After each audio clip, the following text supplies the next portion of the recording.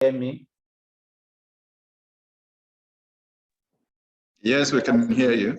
All right, thank you so very much. So good morning, ladies and gentlemen. I would like to say a very big thank you to everyone for joining us in very good time. It's 2 minutes past 10. This is a business meeting, so we would like to start now as scheduled. Thank you for coming. We would allow you to come in.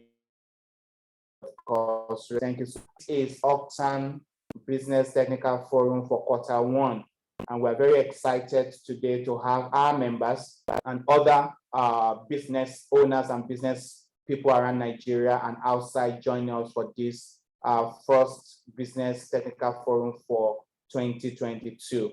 We're also very excited that today we are having two very highly placed speakers in our midst who are going to be taking us through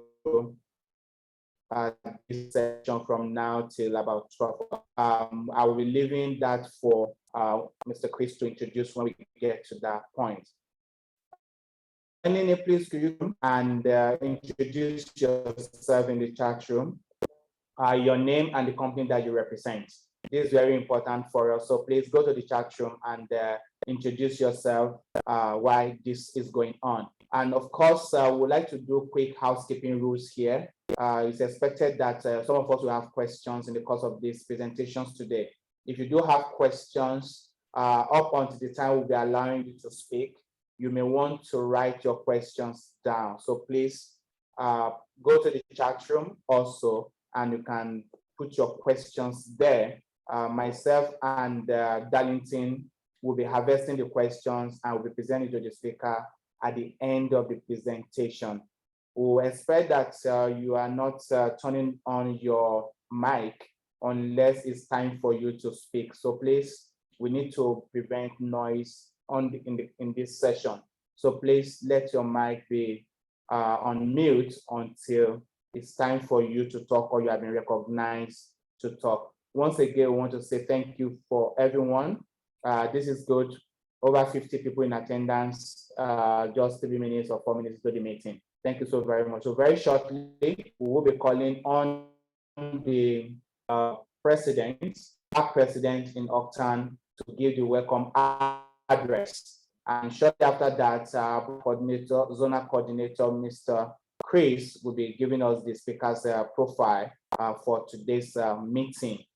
Two very important topics today that we're going to be looking at: strategic insight into trends, opportunities, and outlook for the Nigeria energy industry, which will be presented by Mrs. ORITSEMEYIWA EYESAN. And then we'll have Engineer Tony ATTAH doing the understanding the gas value chain and capacity building opportunities, present to training and development providers in Nigeria. Then we'll have questions and answers. Beautiful, impactful events today. So I'd like us to sit down and enjoy this session. Thank you so very much. I'll be calling on the president, Mazi Sam, to come with this video right now and give us the welcome address. President Sam. Thank you. Thank you, our PS. Thank you for good introduction to this event. I do not have, it's not my my day to speak. I just wish to quickly welcome everyone so that we can listen to the voices that we have invited. The key speakers on the event, those that whose voice actually matter.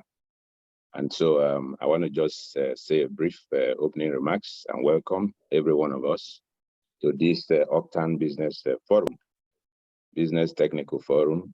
I want to recognize the Ogtan Board Chairman, Dr. Mayowa Afe, distinguished members of the Ogtan Board, the Vice President of Ogtan, Mr. David Sinafolabi, distinguished speakers at the Ogtan BTF, our own engineer Tony ATTAH, and Ms. ORITSEMEYIWA EYESAN. members of the Ogtan Executive Council here present, Ogtan BTF Technical Committee headed by Mr. Chris Osaruense, attendees to the Ogtan BTF, ladies and gentlemen. I want to quickly welcome all of us to this first quarter of Ogtan BTF, our Business Technical Forum, which we hold quarterly, holding today, and to thank you all for attending. The BTF is our quarterly public lecture event in which we bring notable industry voices to share insights on trending industry events and projects and discuss insider strategies for enabling participants to make business decisions and craft developmental programs with benefits of hindsight and foreknowledge. Today, we are extremely fortunate to have two mega voices, well-versed in the industry, to speak to us on understanding the gas value chain and the capacity building opportunities it presents to HCD organizations, as well as strategic insights into trends, opportunities, and outlook for the dynamic energy industry. Obviously, with the current industry and national focus on gas and the global shift towards renewables, these topics cannot be more apt. I dare say we are getting high-class MBA classes on sector-specific money-making strategies, absolutely free, courtesy of Ogtan and our partners. We are deeply grateful to our speakers today for honoring us with their esteemed presence, despite their very crowded official and private schedules. I want to thank you so much, Madam EYESAN and Engineer ATTAH. God bless you both. To the rest of us, it's not a day of speeches, it's a day of listening and learning. Please relax, pick up your pens and notepads or your e-gadgets and get ready to learn to create wealth in the industry. I want to wish all of us happy listening and thank you very much. Thank you. Back to you, Dapo. Thank you so much, sir, for that welcome address. We call on Mr. Chris for the speaker's profile. Thank you very much, Dapo. And good morning, Mr. President, and my best wishes to the executives of Ogtan present, and also Ogtan members participating in the Q1 BTF. It's my pleasure to welcome the speakers to this forum and to read their citation and profile. We made a slight adjustment to the program.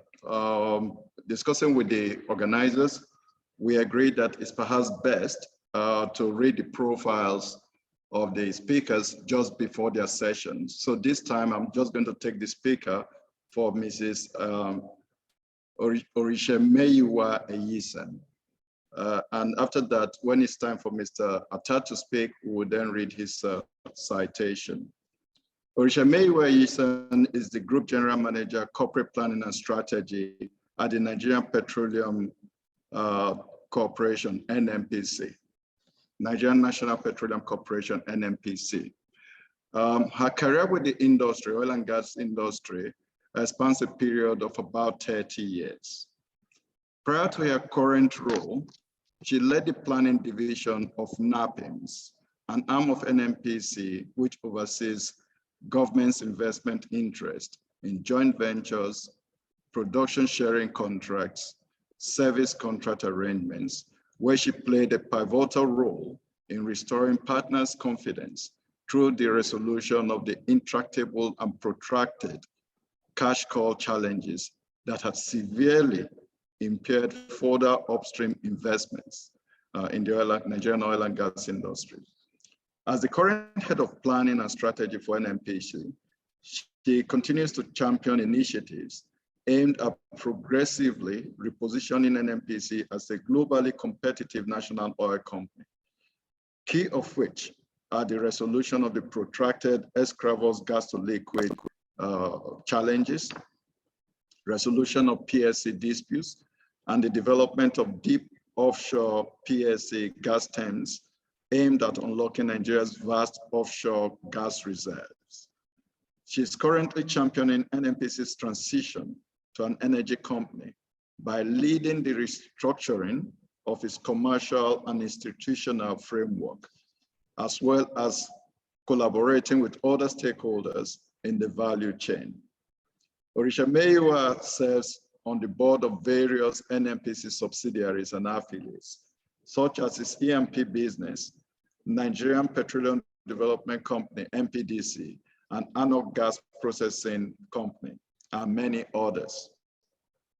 She has vast experience speaking at various international energy events, where she continues to engage other thought leaders in the energy sector, strategy, and ESG communities. She holds a Bachelor of Education in Economics from the University of Benin and is a member of the Strategic Management Society, as well as Society of Petroleum Engineers. So ladies and gentlemen, please join me in welcoming our first speaker for the day, Mrs. ORITSEMEYIWA EYESAN, the GGM Corporate Planning and Strategy, NNPC. Please help me welcome her. Yeah, thank you very much, Mr. the President and Oga Chris. Thank you very much. Yeah. It's actually my delight to be here at this event. When Oga Chris extended the invite, yes, thank you. When he extended the invite to me, I really felt very honored, to be invited to this body. As an internal trainer as well, I know what impact the role of a trainer is. We have a workforce and we must bring them up to speed to immediate environment and even external environment as well. We must imbibe best practices and ensure that at the end of the day, the bottom line is what we had planned. So it's really my real honor to be here to speak to us today or to share with us today, because I know sessions like these is not a one-way traffic, it's a two-way traffic. So I intend to also learn from this group as well. And my topic for today is to share key trends, outlook, and provide a strategic lens on the opportunities presented to players in the Nigerian energy industry.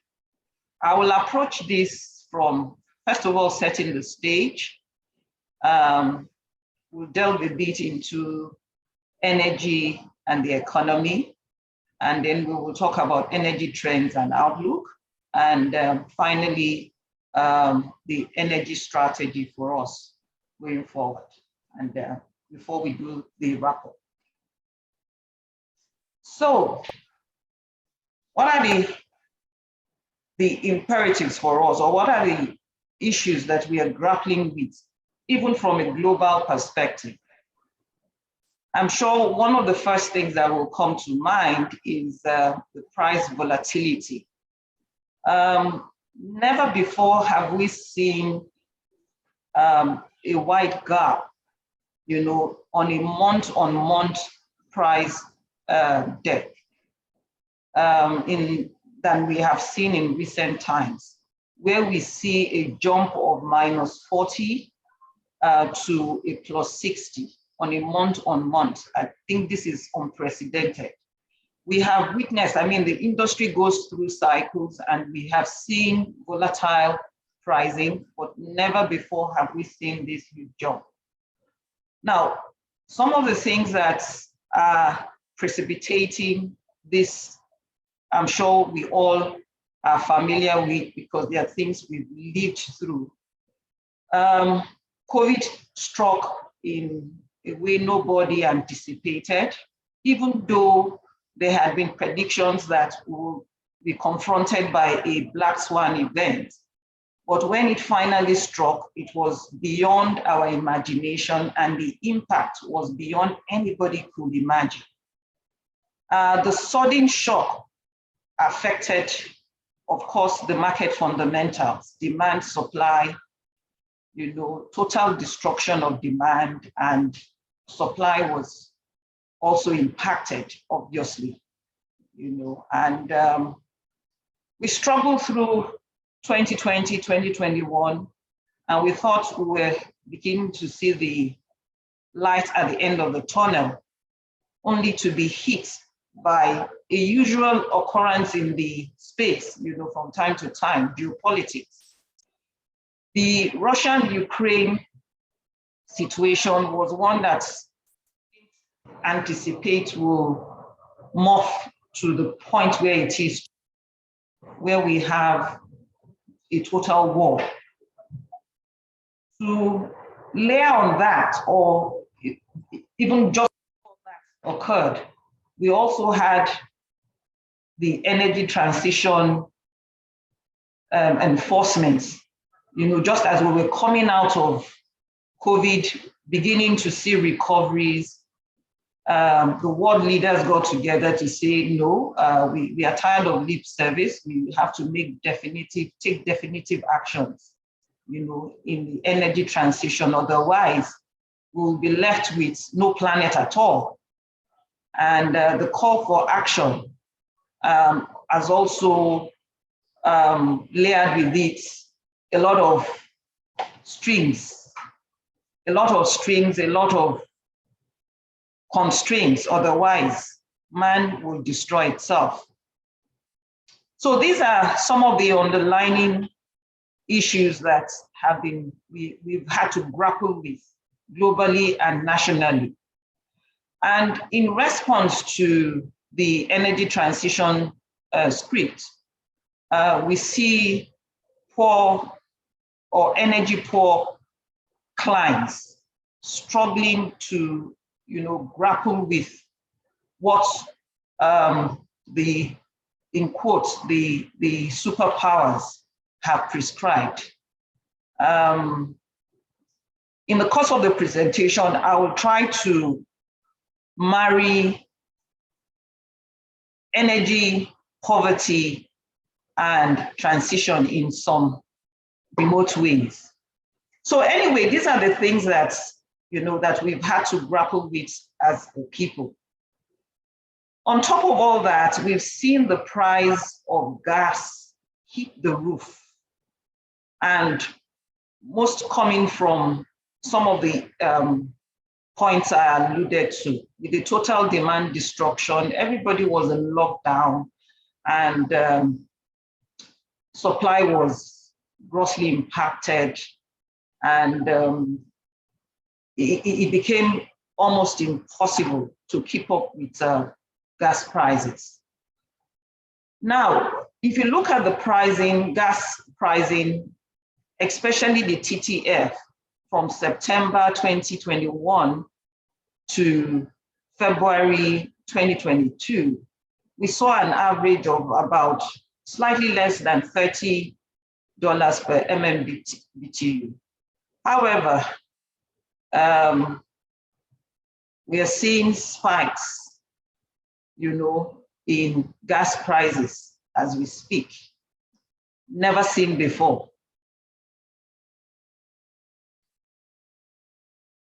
To add to this story is the fact that for many nations, electricity consumption is almost a reflection of economic progress. So let's look at, if we were to take statistics, let's even beside this conversation just to Africa, not going beyond Africa. We take South Africa.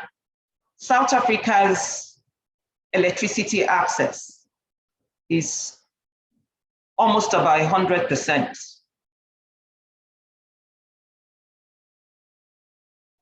We go to, I beg your pardon, Egypt's electricity access is almost about 100%. South Africa is in the neighborhood of about 80%, while in Nigeria, we are looking sub 50s or about 50% access. And you will agree with me that that mirrors the economic progress of these nations.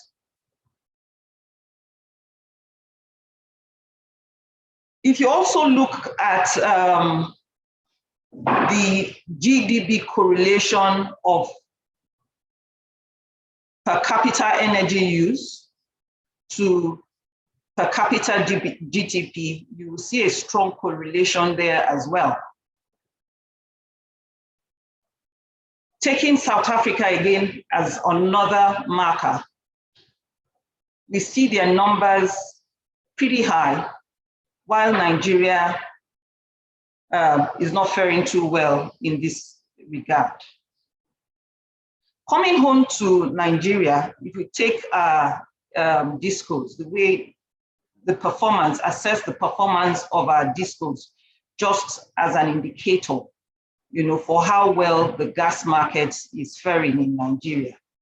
We see that if you walk through the financial report for 3 major discos, and you see the trend, and we see a marked dismal trend up to 2018, with all the 3 companies aggregated to minus 159 billion in losses, as at 2018. And in 2019, we see a marked jump to 239 billion, of course, coming again from the tariff review and changes. So, I mean, just as an indicator, it's obvious that the players in the gas electricity markets are not doing too well. And that also gives an indication to the areas we need to start refocusing. How can we improve on the gas market space? Before I go into what I consider to be some thoughts, I don't want to call them recommendations, but some thoughts on how we can best address it. I think it will also be helpful if we look at global industry trends in the energy space. Everybody today is changing from typical oil and gas company to an energy company, and rightly so. The emphasis on energy transition and net zero is very compelling, and leaves no one in doubt as to where to situate your activities. So we see rebranding from several companies, from the traditional oil and gas to basically energy companies, and a reassessment of their portfolios for those who are already into energy. One of the things that I have alluded to is the general focus on the energy transition. The released IEA report was a game changer, and this has ensured that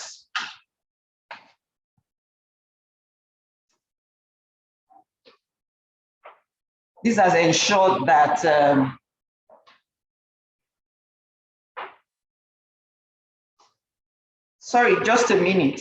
I hear you will want me to share the slides with you. Yes, that would be nice, so we can see a bit better, yeah. Okay, so just give me a minute. Let me.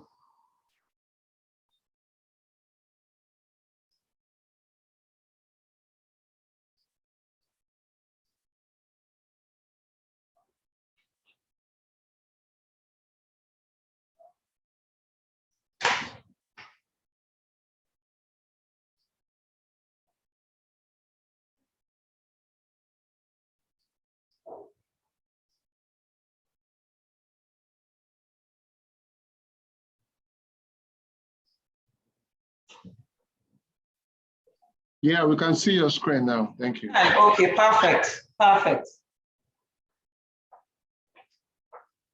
Okay, so I was alluding to the energy trends and outlook. So the IEA report, like I said, was, I mean, a game changer and a call for action, like I said in my intro. And again, we are seeing a lot of the multinationals, you know, emphasizing their shift from the traditional oil and gas to energy. And with the climate activists participating in the boards of some of our companies, we see Shell's court order to drastically cut back on its greenhouse gases emissions, and the red alert by IPCC as well, you know, has emphasized, you know, underscored the need for us to do things differently. These events in themselves have severe implications because both industry players and non-industry players, especially in the financial markets, have all embraced, you know, the general focus, which is to decarbonize by 2050. And at COP26, we see the general commitments for all participants to at least pledge to that goal.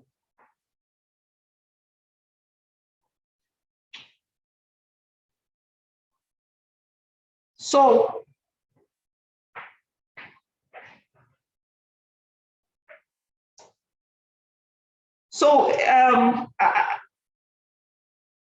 how do we want to respond to the call for action?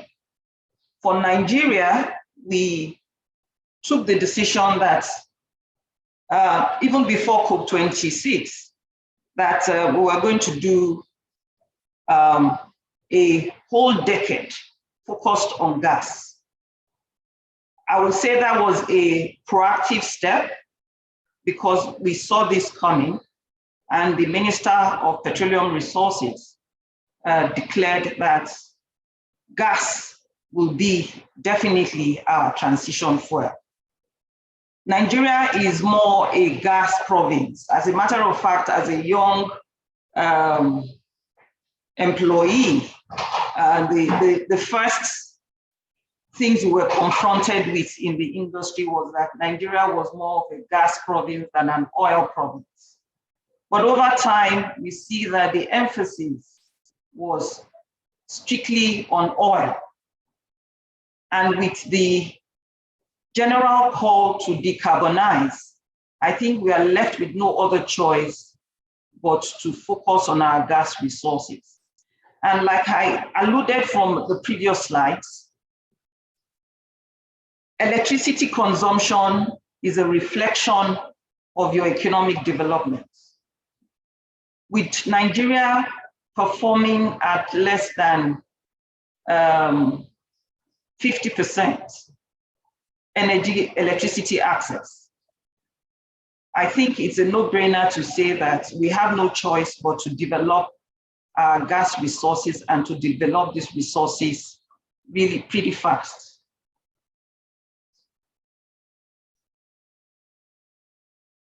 So if we look at the call for the transition, so apart from gas, we also must focus on renewables.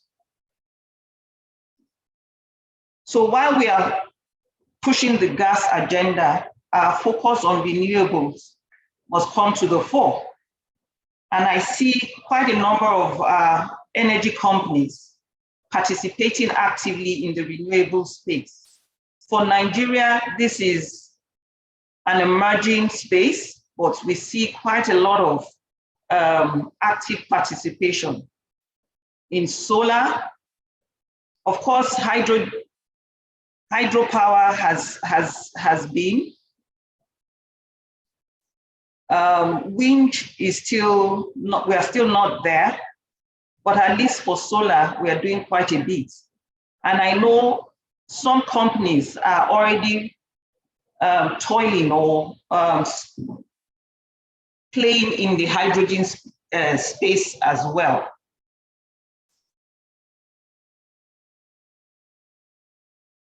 Now, in terms of the outlook for oil prices, the US, even though there's a push to move away from fossil fuels, we still see that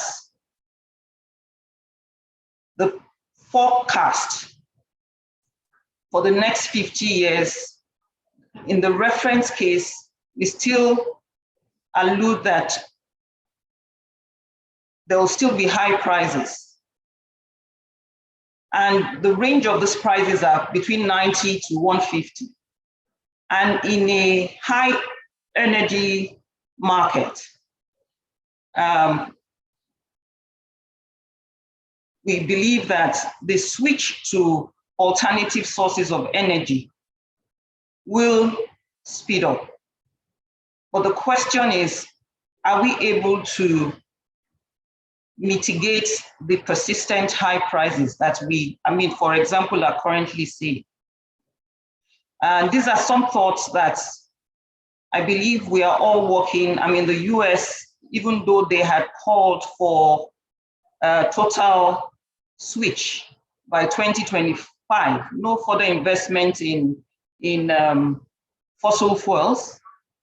At the last CERA week, it was quite interesting that the US Secretary of Energy was calling for operators to open up their taps, in response to our immediate shocks in the globe, as the sanctions for Russian oil tightens. Now,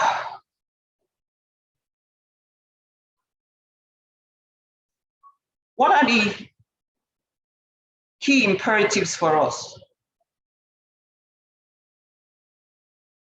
For Nigeria, the PIA was passed in August. And to get to the final asset, a lot of trade-offs became very, very apparent. It was necessary, and the government yielded to meeting the operators and other stakeholders halfway, as it were.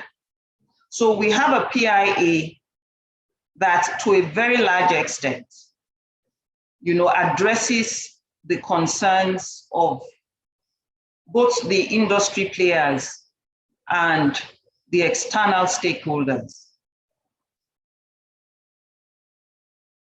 We also have a call for action to comply with the decarbonization goals. And therefore, it will become more imperative for operators, practitioners, to plan their operations to address the commitments as well as also the mandates by the financial world. Operators are now restructuring their portfolio, rebranding, or switching portfolios in full response to obtaining a license to operate.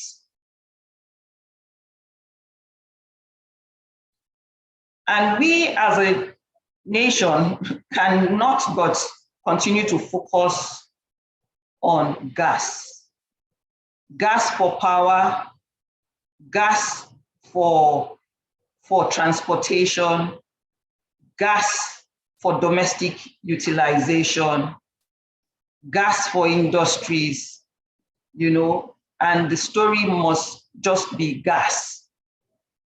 The oil space has been heavily challenged domestically. However, several interventions are running concurrently to address that space with new refineries currently in operations and even the rehabilitation of our old refineries. So we are confident that with the efforts going on, with the focus going on, with the PIA as an enabler, we should be able to attract the right investment into the space. While we see the IOCs divesting, or at least showing interest to divest from onshore for very, very fair reasons, we also see this as an opportunity for indigenous participation in this space. And as we take over some of these assets, I think the call for us is, how can we, within this short time we've been given, utilize or develop these assets and then also increase our gas footprint.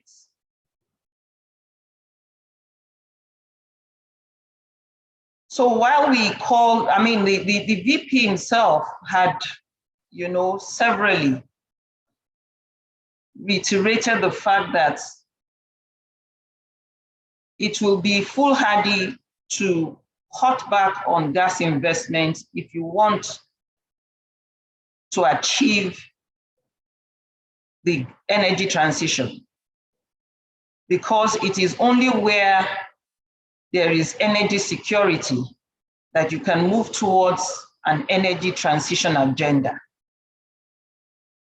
And this call is supported by other African leaders especially, and we are beginning to hear from even the other clients the need for a just transition. So as a people, we want to develop our gas. At least the good enough gas is now recognized as a transition fuel. So the penalty on gas is mitigated, and therefore we can access investment for our gas resources. So in a nutshell, as we go forward, it is evident that oil and gas will still, oil will still be relevant. However, gas will become more prominent in terms of attracting the necessary investment, in terms of the consumption and energy utilization within the country.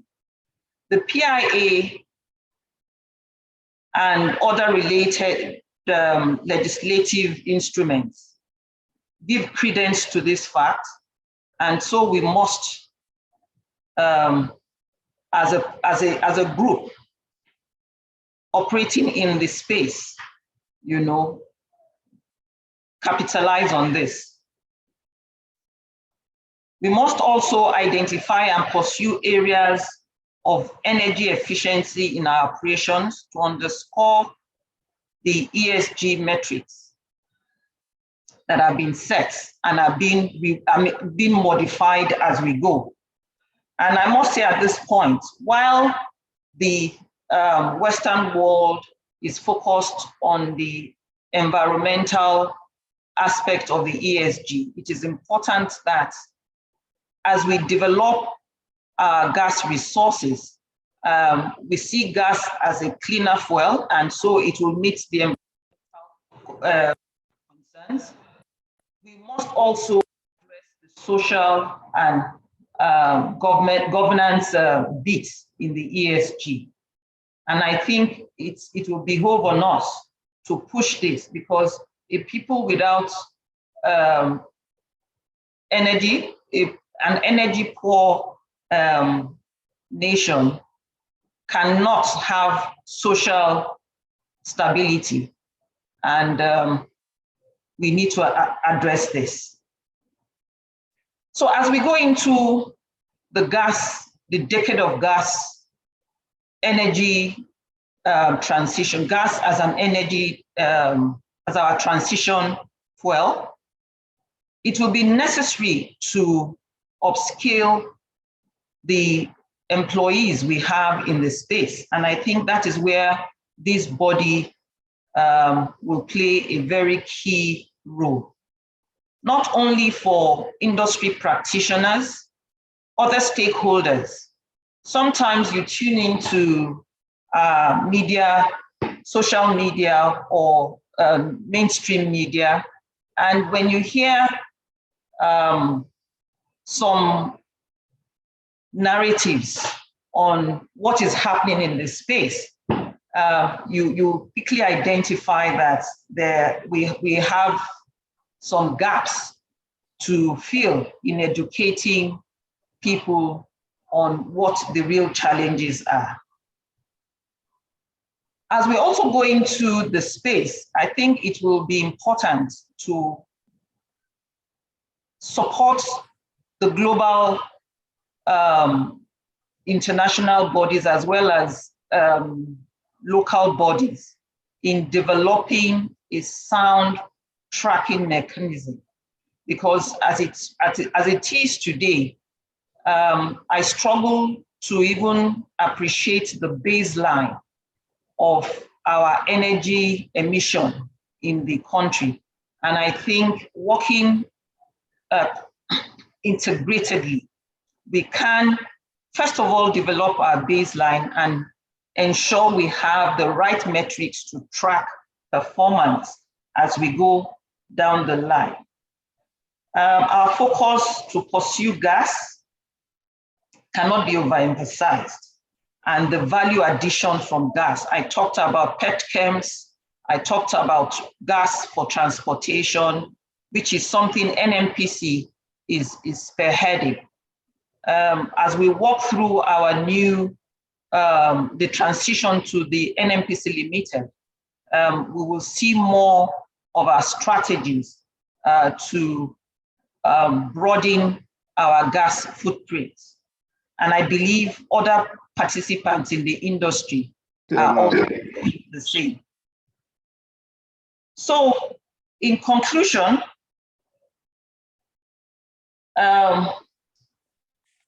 globally, we appreciate the disruption from COVID, from geopolitics, and I put this in quotes, from the energy transition, because of the rapidity in which we were supposed to enforce the implementation, of the targets that were set.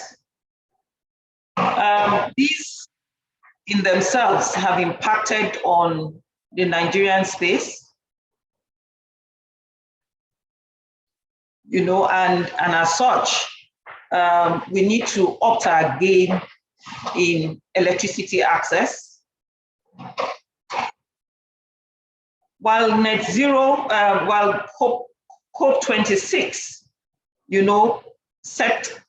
has compelled us to set targets, we have to be realistic in the targets we have set, and we also have to work together to ensure that at least we address our immediate socio-economic concerns while working towards meeting the global targets. I believe that as we progress this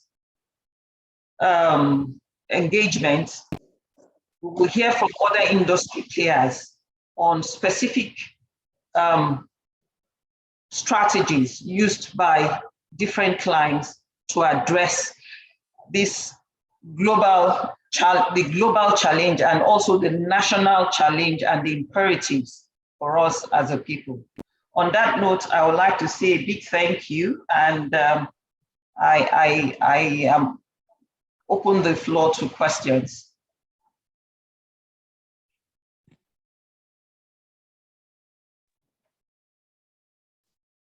Thank you very much, GGM.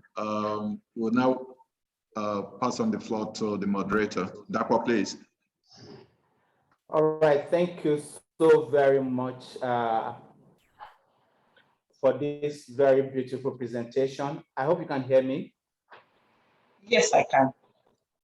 All right, thank you so very much for this very extensive and very beautiful presentation. Indeed, you have given us a very broad outlook, giving us opportunity to begin to think, even as business people, on where we should, cast our nets as progress energy business. I would like to ask if we have some questions from the participants. Please, if you have a question, please do raise up your hand with the icon and we'll allow you to take a question. Okay, so we have a hand raised. So we're going to call on Mr. Isiche. I'm trying to see the name. Okay, Mrs. or Miss Tina Isiche, please can you ask your question? Thank you. Okay, my name is Dr. Tina Isiche from TI. All right. Yes, Dr. Tina Isiche, Director R&D, Petroleum Training Institute. Is that a comment, not necessarily a question? Is to find out whether the slides for this presentation can be made available to those who logged on online after the presentation, so that we can take a critical look, at it. All right, thank you very much. Yes, at the end of this presentation, we would get to everyone who have registered and who's attending now with these materials that we're receiving. Thank you very much. All right, okay, thank you. All right, thank you very much. So any other question, please? Okay, I have Oladeji Olawale. Please, can you unmute yourself and ask your question? Okay, good morning, and thank you for organizing such a wonderful program, and also to the presenter. That was a detailed, wonderful presentation, despite the fact that you are time constrained. So my name is Oladeji Olawale of Naftali PM Limited. My question is, as part of the things that you said, one of the things that you didn't mention is, the exact timetable, and the rate at which we should be expecting progress. Like, for example, now, let's say Nigeria, as at this time, we are optimizing our 10% of our gases, let us say, hypothetically speaking. Now, the question is, in the next 5 years, in the next 6 years, where she will be? She will be at 30%, she will be at 40%, she will be at 50%. Secondly, and then what role can a body like Ogtan, play in accelerating or actualizing such projection?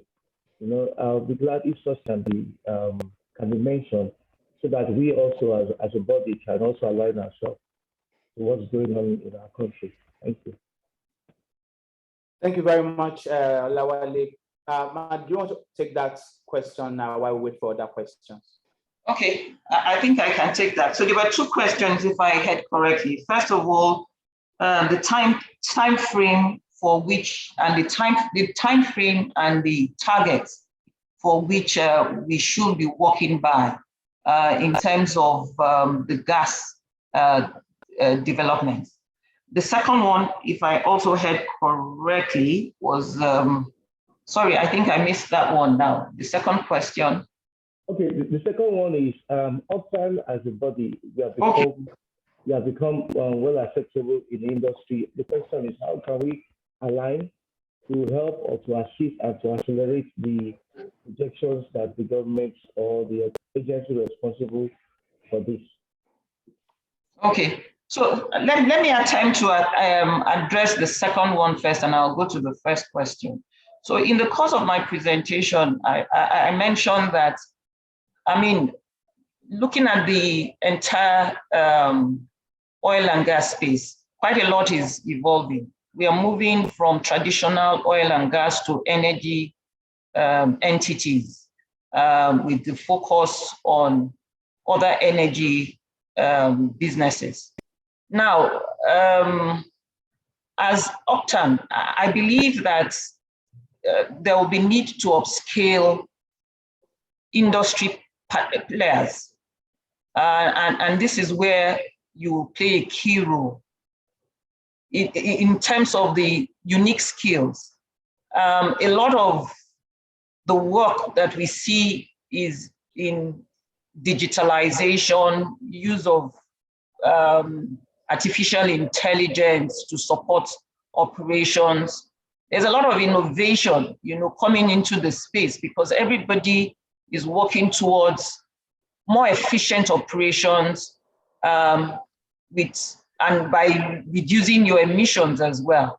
So I think I see Ogtan, playing a pivotal role in preparing the entire industry to meet the challenges that we see, in terms of upscaling, and as a body, raise your voices, where you feel that, the industry is not also moving as fast as you think we should be moving as a watchdog.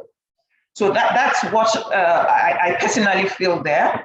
The other one, in terms of the time frame, I believe the minister has set the agenda for the decade of gas. And I know that the PIA also is an enabler, towards achieving the laudable objectives that government has. However, there are several encumbrances along the line that, all parties will have to work towards. And as we do that, I believe that the Minister of Petroleum Resources agenda will be that from which all other parties will draw their individual targets and plans. So I don't know whether that addresses your question. If not, maybe we can take that offline and see how we can address you. Thank you so very much. I think, to some extent, it also take it offline. Thank you very much, man. All right, thank you so very much for the answers. I think that one for Ogtan is very clear. Some of us are listening with very keen interest on what we should be doing at this time, especially with the declaration. Thank you so much, ma'am. Any other question from anyone on the call?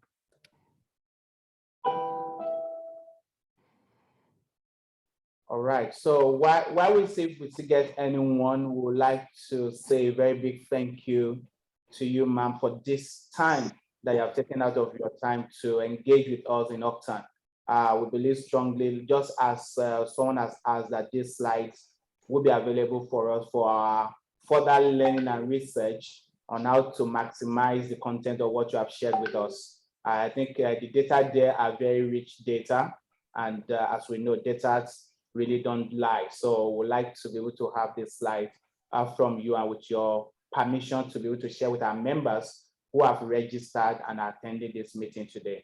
On behalf of the board and the neck of Ogtan, represented by the president and the chairman of the board, who is also here, we'd like to say a very big thank you to you And we trust that, of course, we can always come back as our big stakeholder and partner in Ogtan. We will surely and most time come back to you for further enlightenment and lecture on what is happening in our space. Thank you so very much, ma'am, and God bless you. Thank you very much. Yes, ma'am. All right, thank you. So you can. Thank you very much, EJM. Yeah. Thank you. Thank you, ma'am. All right, so Thank you you, can madam. escape the screen now. We are deeply grateful. Thank you. Thank you, sir. All right, so while you escape the screen, we would like to call on Chris to introduce to us our second speaker. So we take this again as another round of presentation. So over to you, Chris, please. Thank you very much, Dapo. Yeah, once again, we'd like to welcome Engineer Tony ATTAH to the first Q1 BTF of Ogtan. And it's my pleasure to read the citation and profile for Engineer Tony ATTAH. Engineer Tony ATTAH is the immediate past Managing Director and Chief Executive of the Nigerian LNG Limited. He was also a senior executive of the Shell Petroleum Development Company and has recently retired. Under his leadership as MD,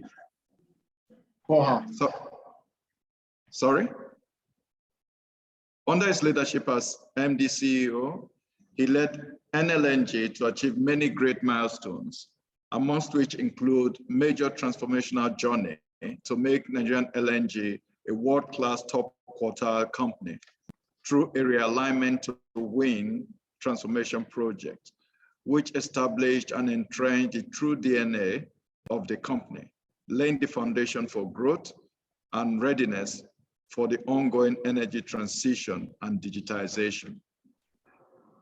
Engineer ATTAH's history at Nigerian LNG will not be complete without mentioning the incredible achievement of the over $10 billion final investment decision and EPC contract for the Train 7 project, which had hitherto been most elusive for over 15 years before Tony's magical touch and intervention.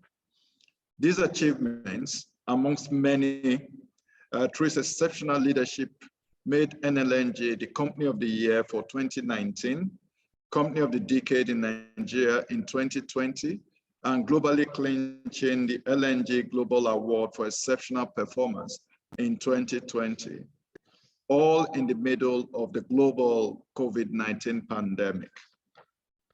Prior to his role at Nigeria LNG, Engineer ATTAH was the Managing Director and Board Chairman for SNEPCO, that's a Shell Nigerian E&P company. He was also Vice President, HSE and Corporate Affairs for Shell Sub-Saharan Africa and Vice President, Human Resources.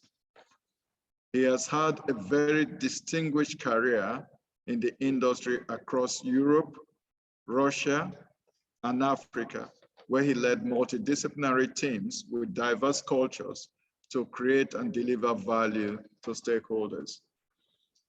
Engineer ATTAH holds a bachelor's degree in mechanical engineering from the University of Ibadan and a master's degree and a master's of business administration from the University of Benin.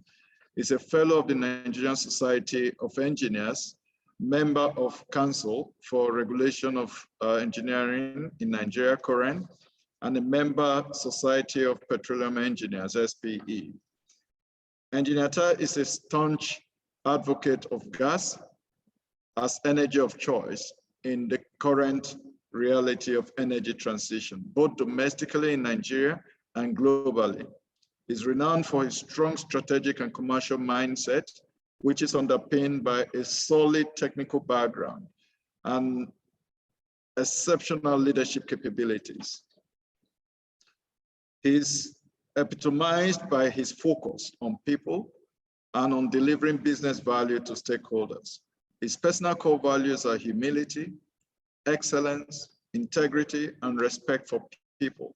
He's married with children, and his hobbies are watching soccer, playing golf, and listening to music.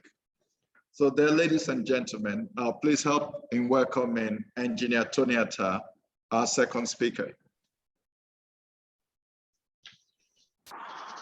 Oh, wow. Thank you very much, Chris.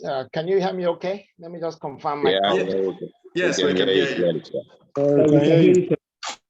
Okay, I'm also trying to share my slides. I don't know if that's visible or you're just seeing my image. It's visible. Yeah, it's visible. Oh, perfect. Perfect. So, if you can put it in screen and the slideshow.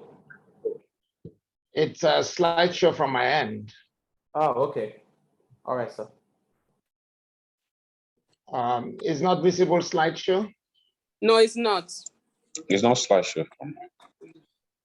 It's slideshow from my end. So if you can just escape and then show again. Maybe the network glitch then. No, it's just to make it a full screen. It's on slideshow, but we need to have it full screen so that it highlights only the slide that is being presented. Oh.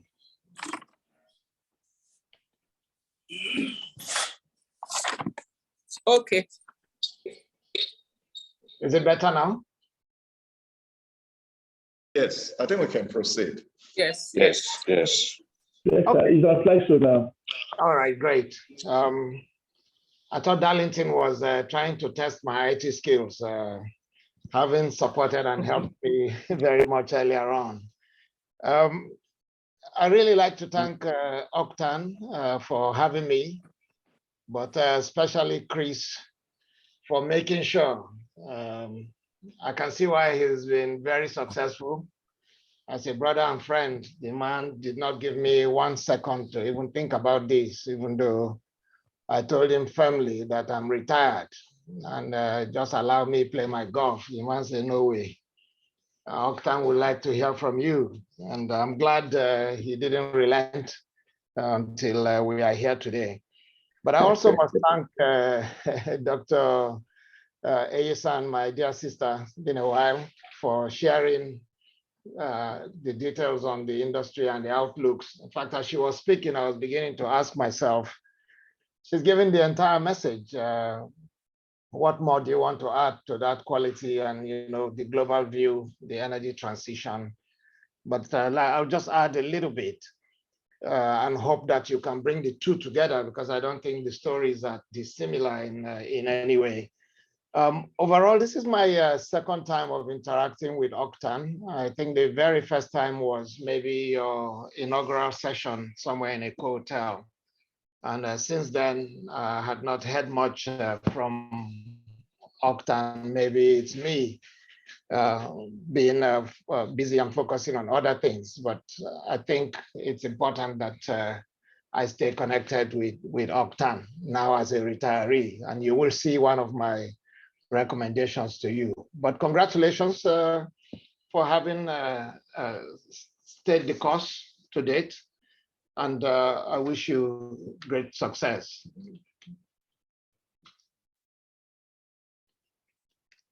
Thank you. Thank you, sir. Okay, so you asked me to talk about gas value chain, but I deliberately really want to dimension the subject a little more, and get the interlink with EYESAN's presentation. And I always like to start from first principles. So I say, let's step back, let's see where we're coming from. Because she has painted the picture of that transition from what is conventional oil and gas to a new future, and how we interplay there as a nation, as a people, as a world indeed. But most importantly, we will be touching on, in all of these movements, what is Ogtan doing? Is Ogtan going to be static? Is Ogtan going to move? How will Ogtan move and where to particularly? There are many options to look at. But overall, energy has been in transition forever. I mean, on the left side of this picture, depending on whether you are in selfie mode, you will see that peat, in fact, muscle, aka manpower, has been a source of energy. Can you imagine how the pyramids of Egypt were built without cranes?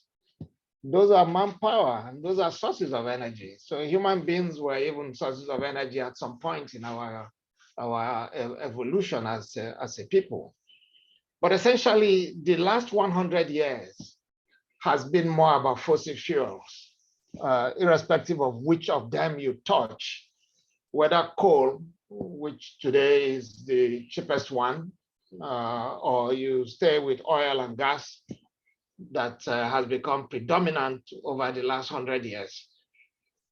We seem to have forgotten that energy continues to be in transition, even though nuclear energy was developed, but fossil fuel continued to dominate. But we are now at a point where suddenly we are challenged, and we are challenged on many fronts. Let's start from what is changing about us as a people. So globally, the world also is in transition. We're moving straight from what is about 7.5 billion to 9 billion forecast 2050, which is almost a 50% increase for Africa. And the forecast for Nigeria is that we will go from 200 million to 400 million by 2050. In fact, the last time I gave this presentation and referenced this statistics, somebody in the crowd was so inspired and didn't even wait for the moderator to invite him. And he said, please, sir, can you tell us again the forecast for Nigeria's population growth? I said, well, don't quote me anywhere personally, but the forecast is that we'll go from 200 million to 400 million. And he then said to me, Oga, where then go stay? So I said, why are you asking me this question? but I think it just touches on the reality before us today. And EYESAN touched on the energy poverty side of life. So think about 200 million of us today struggling to survive on what is 4,000 megawatts.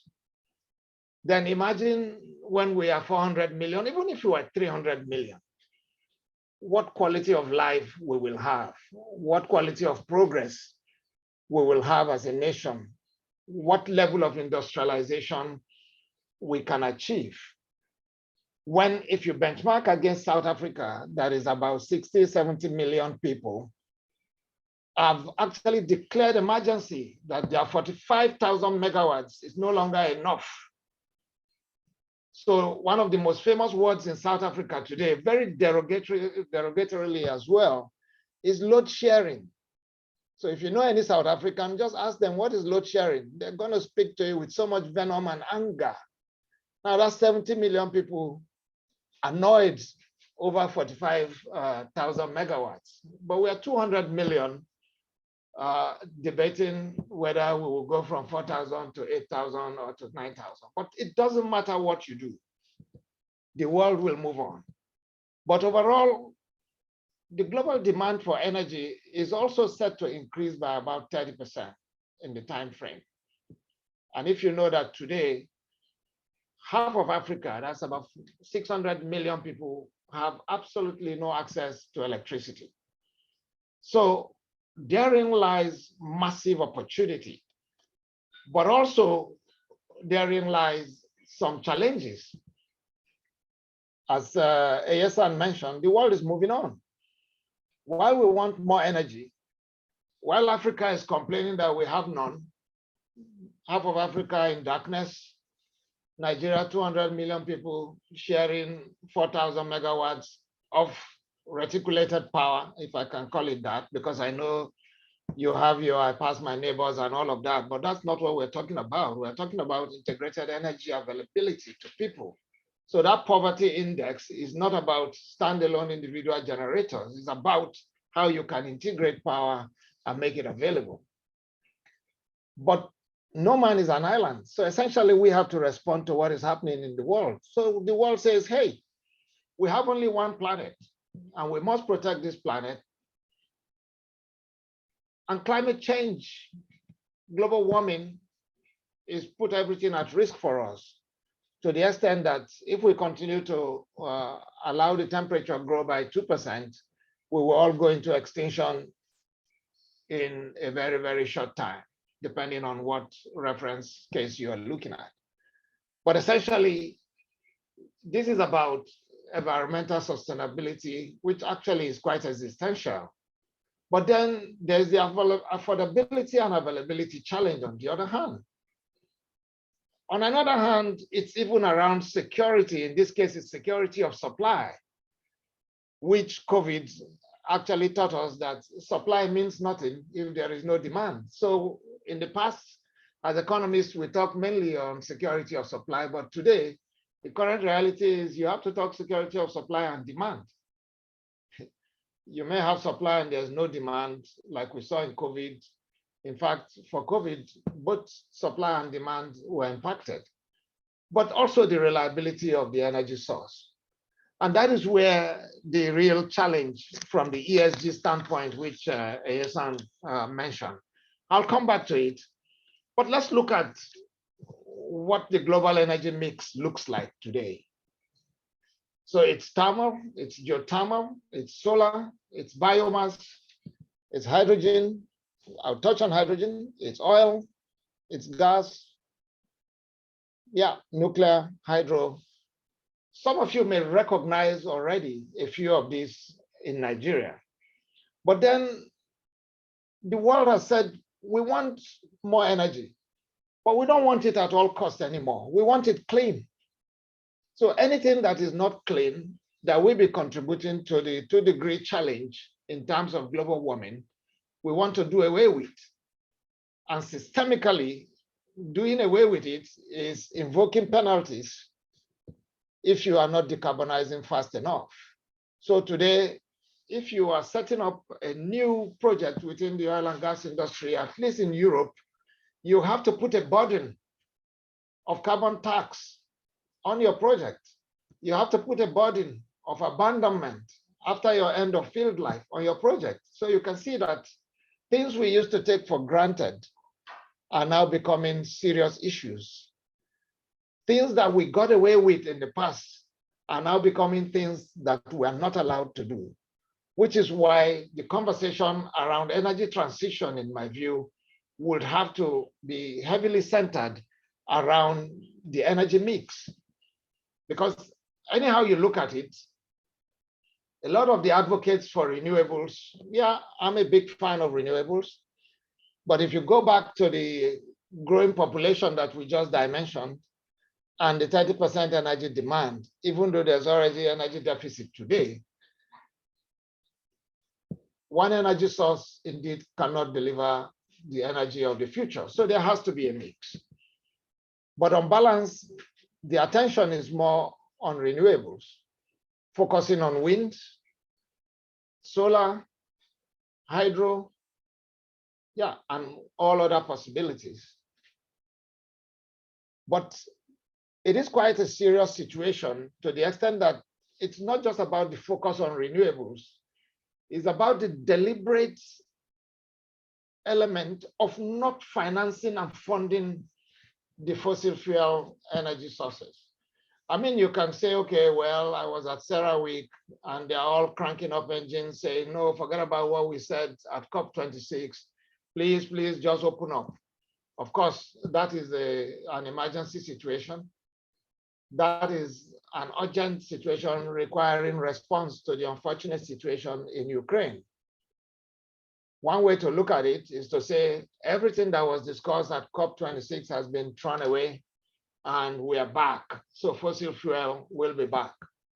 The other way to look at it, if you are European, is that the Russian-Ukraine situation is actually a clarion call to accelerate away from dependence on fossil fuel, which from an European standpoint, you will see a lot of activity within the next few years. But at least for the immediate time, we need energy, and as such, the world is ready to accept more coal-fired power plants to come on, to just bridge the gap market.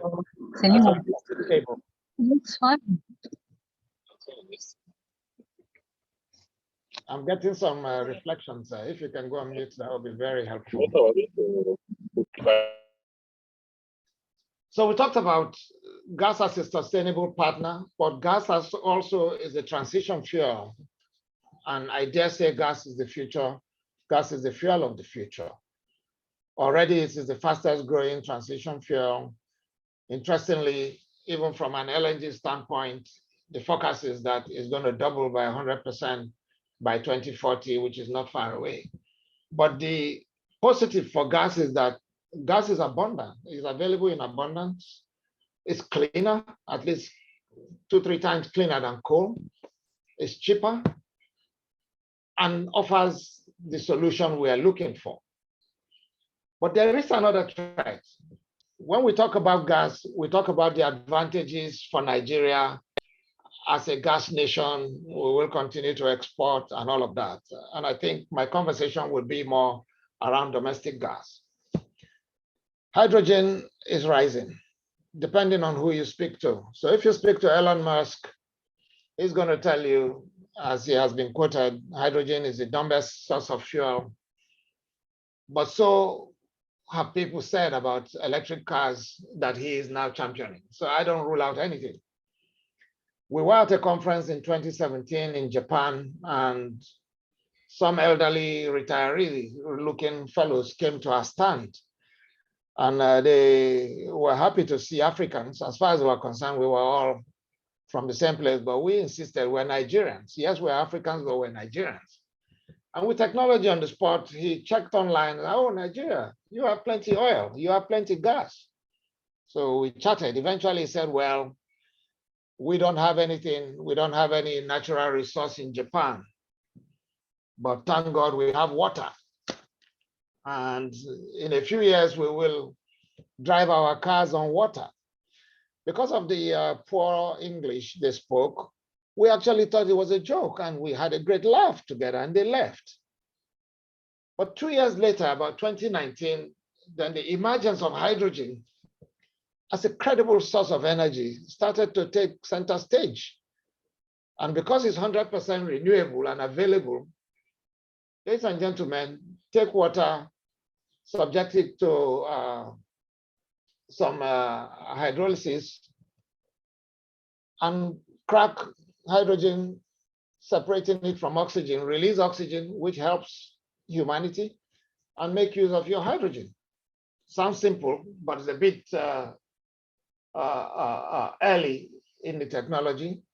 But that is if you want to produce the green hydrogen. So there are 3 forms of hydrogen in discussion today. Green hydrogen, you really require massive technology, a lot of power to be able to achieve that reaction. But then there is blue hydrogen and even gray hydrogen. Gray hydrogen, you need gas, which Nigeria has in abundance. But unfortunately, you are still going to be releasing quite a bit into the atmosphere. Whereas for blue hydrogen, it's the same gray hydrogen, but then you capture and sequestrate all the carbon emitted from that process. So you cannot rule out hydrogen as a credible source. If you know, Japan is one of the top 3 importers of LNG. When they become energy sufficient, begin to think about the implication of countries like Japan not needing your LNG, not needing your gas, or not needing your oil, versus the relativity of the market as dimensioned by EYESAN. I talked to bring in hydrogen. If you have not connected with hydrogen, please spend time to study hydrogen. The same way a lot of, in quote, petrol stations are becoming vehicle charging stations in Europe, a lot of hydrogen stations are already erupting, and we today have more than 580 of such refueling stations around the world in about 33 countries. Of course, Nigeria is not one of them yet, but then technology is here. The same way initially Tesla was the only manufacturer of electric vehicles, almost every car manufacturer, perhaps outside of Innocent, which is coming soon, is today making electric vehicles. The same way hydrogen vehicles are already in the market. So the world is moving on, essentially, is my point. And the conversation around energy and energy types will continue. But then I really need to call your attention to this gentleman. His name is good enough. I mean, what better name can you give to a guy like this? This is a battery legend. It's not public, very popular, but he was fundamental to the discovery and patent of the lithium battery. One of the reasons why we can charge our batteries today, charge your phone, charge your laptop, is as a result of the work done by this man. Today is 99. A lot of us under 60 say we are retired. This man is still working actively, and he's getting close to commercializing a new battery technology on the back of nanotechnology, because he had worked from what is this lithium technology to solid state, and now at nano level. At nanotechnology level, what the paper said is that instead of battery decaying, battery will be growing in capacity. So think about a world where you buy a phone, you charge it once, and then perhaps the next time you charge it is after 1 year. Imagine Tesla vehicle working with this kind of batteries. Now you pick your car, you put these batteries in them, you charge them to full, and the next time you need to charge again is a year's time. Think about who wants your petrol in that kind of scenario. Think about who wants your oil in that kind of scenario. Think about the impact for our economy, where over 85% of our forex earning is from oil and gas. But think about that on the flip side of the industry being only 10% of GDP. 85% of your foreign exchange is coming from only 10% of your GDP. You have to beg the question, what is the other 90% of GDP contributing to in terms of forex, which underpins a lot in terms of our economy and even our currency? So I leave you with those school of thought, but just imagine a guy like this gets another breakthrough in a few years, and potentially what conversation we will be having with respect to energy mix. But you have invited me to speak on gas, and I stay on gas. I just wanted to dimension this properly and open your mind to possibilities, and hope that as Ogtan, you are beginning to think of where this could be. Gas cleaner, affordable, available, and Nigeria vantage in terms of gas availability. And so I said, what is the opportunity for Ogtan? Nigeria is today the ninth largest proven reserves at 2P level, with over 200 TCF of gas. But we have massive potential within the scope for exploration and re-evaluation to prove an additional 600 TCF of reserve, which we know is there. And I think one important information that EYESAN shared is that we are a gas nation with some oil. A lot of people will say, oh, Nigeria, you have oil, you're an oil nation. No, we actually have by far more gas on a BOE basis than we do of liquid oil, which is why we really as a nation cannot afford to not take advantage of our natural resource, as Qatar has done, as Saudi has done, as UAE has done, but also to start to position for that gas economy. And as Ogtan, the question will be, what part of the chain, what part of the network are you playing today? And what part can you play? But most importantly, what part should you play? Because that future is here before us. I would look forward to a time where we are able to prove the additional 600 TCF and move to number 4 in terms of overall reserves, right behind Russia, Iran, Qatar, Turkmenistan. And we will be playing at the Turkmenistan level, being number 4 or 5. Now that is center stage with reference to gas when you play in that kind of league. But let's touch on the value chain. This is not a session to teach the value chain, so I won't spend too much time. But you can break it into big blocks. The entire gas value chain is not too different from the oil value chain, because you can keep it at upstream, midstream, and downstream.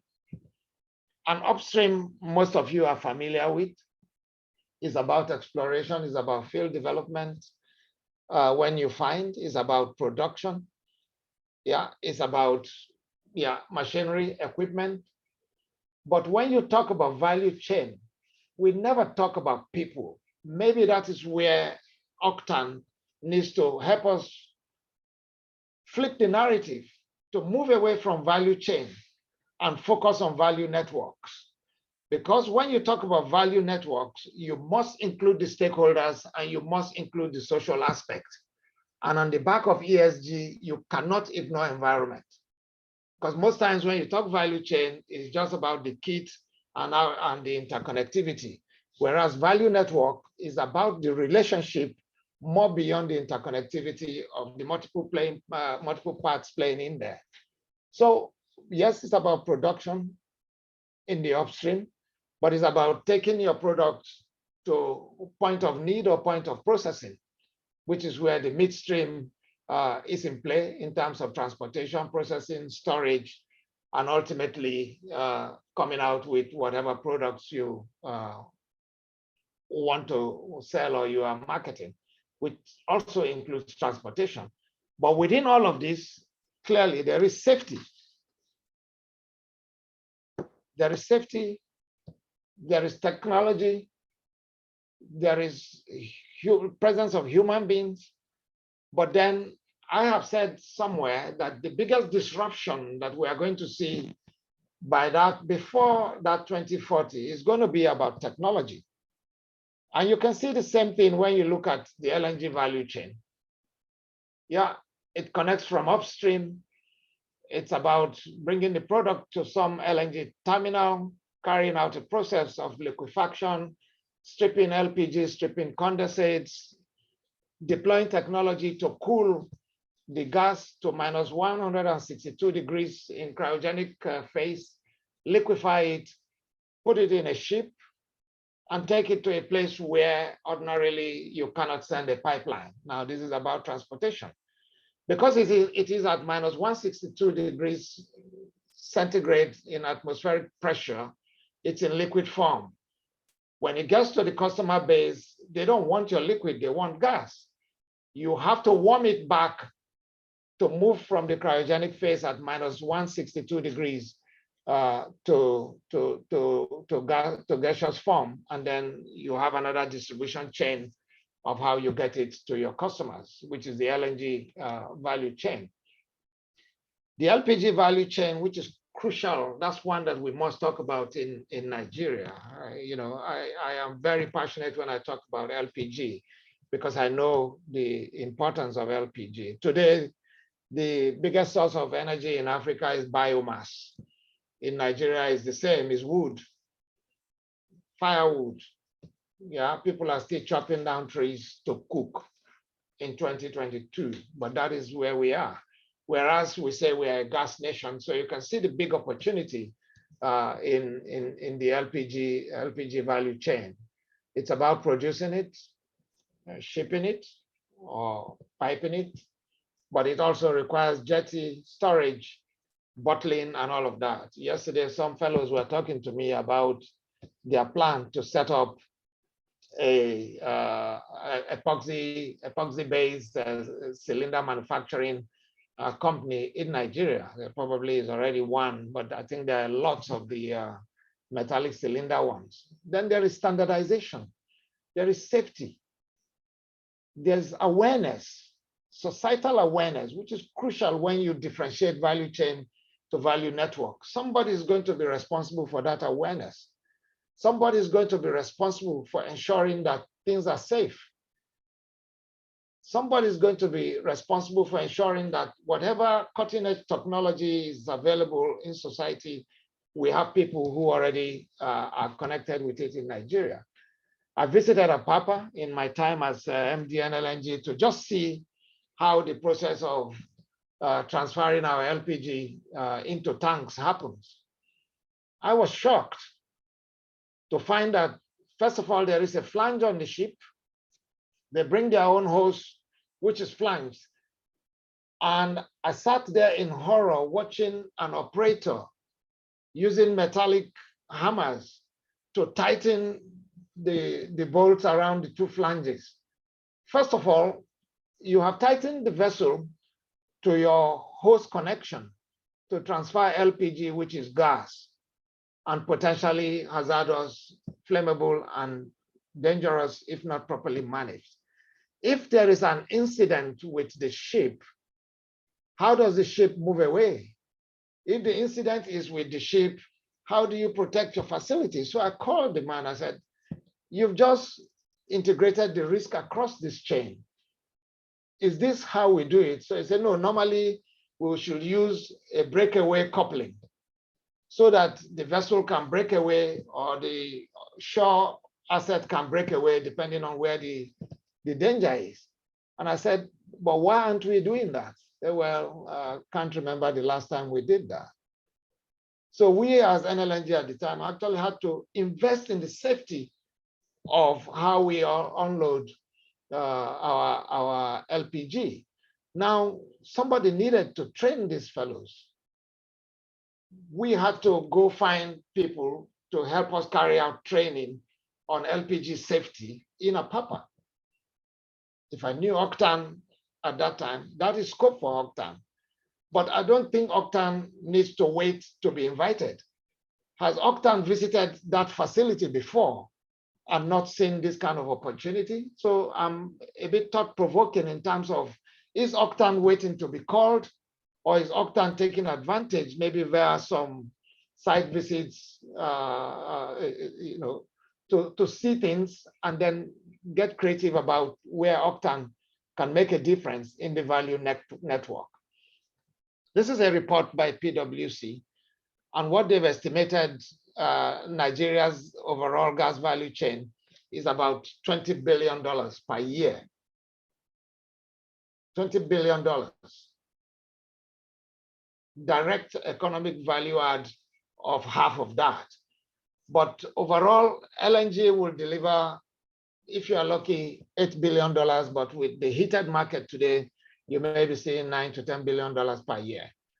But averagely is about 7 billion. So think about export delivering average 7 billion, but domestic with a potential to deliver 10 billion. So the question is, where does Ogtan want to play? Is it in the dry gas space? Is it in the LPG space? Is it in the power generation space, heavy end, propane or butane?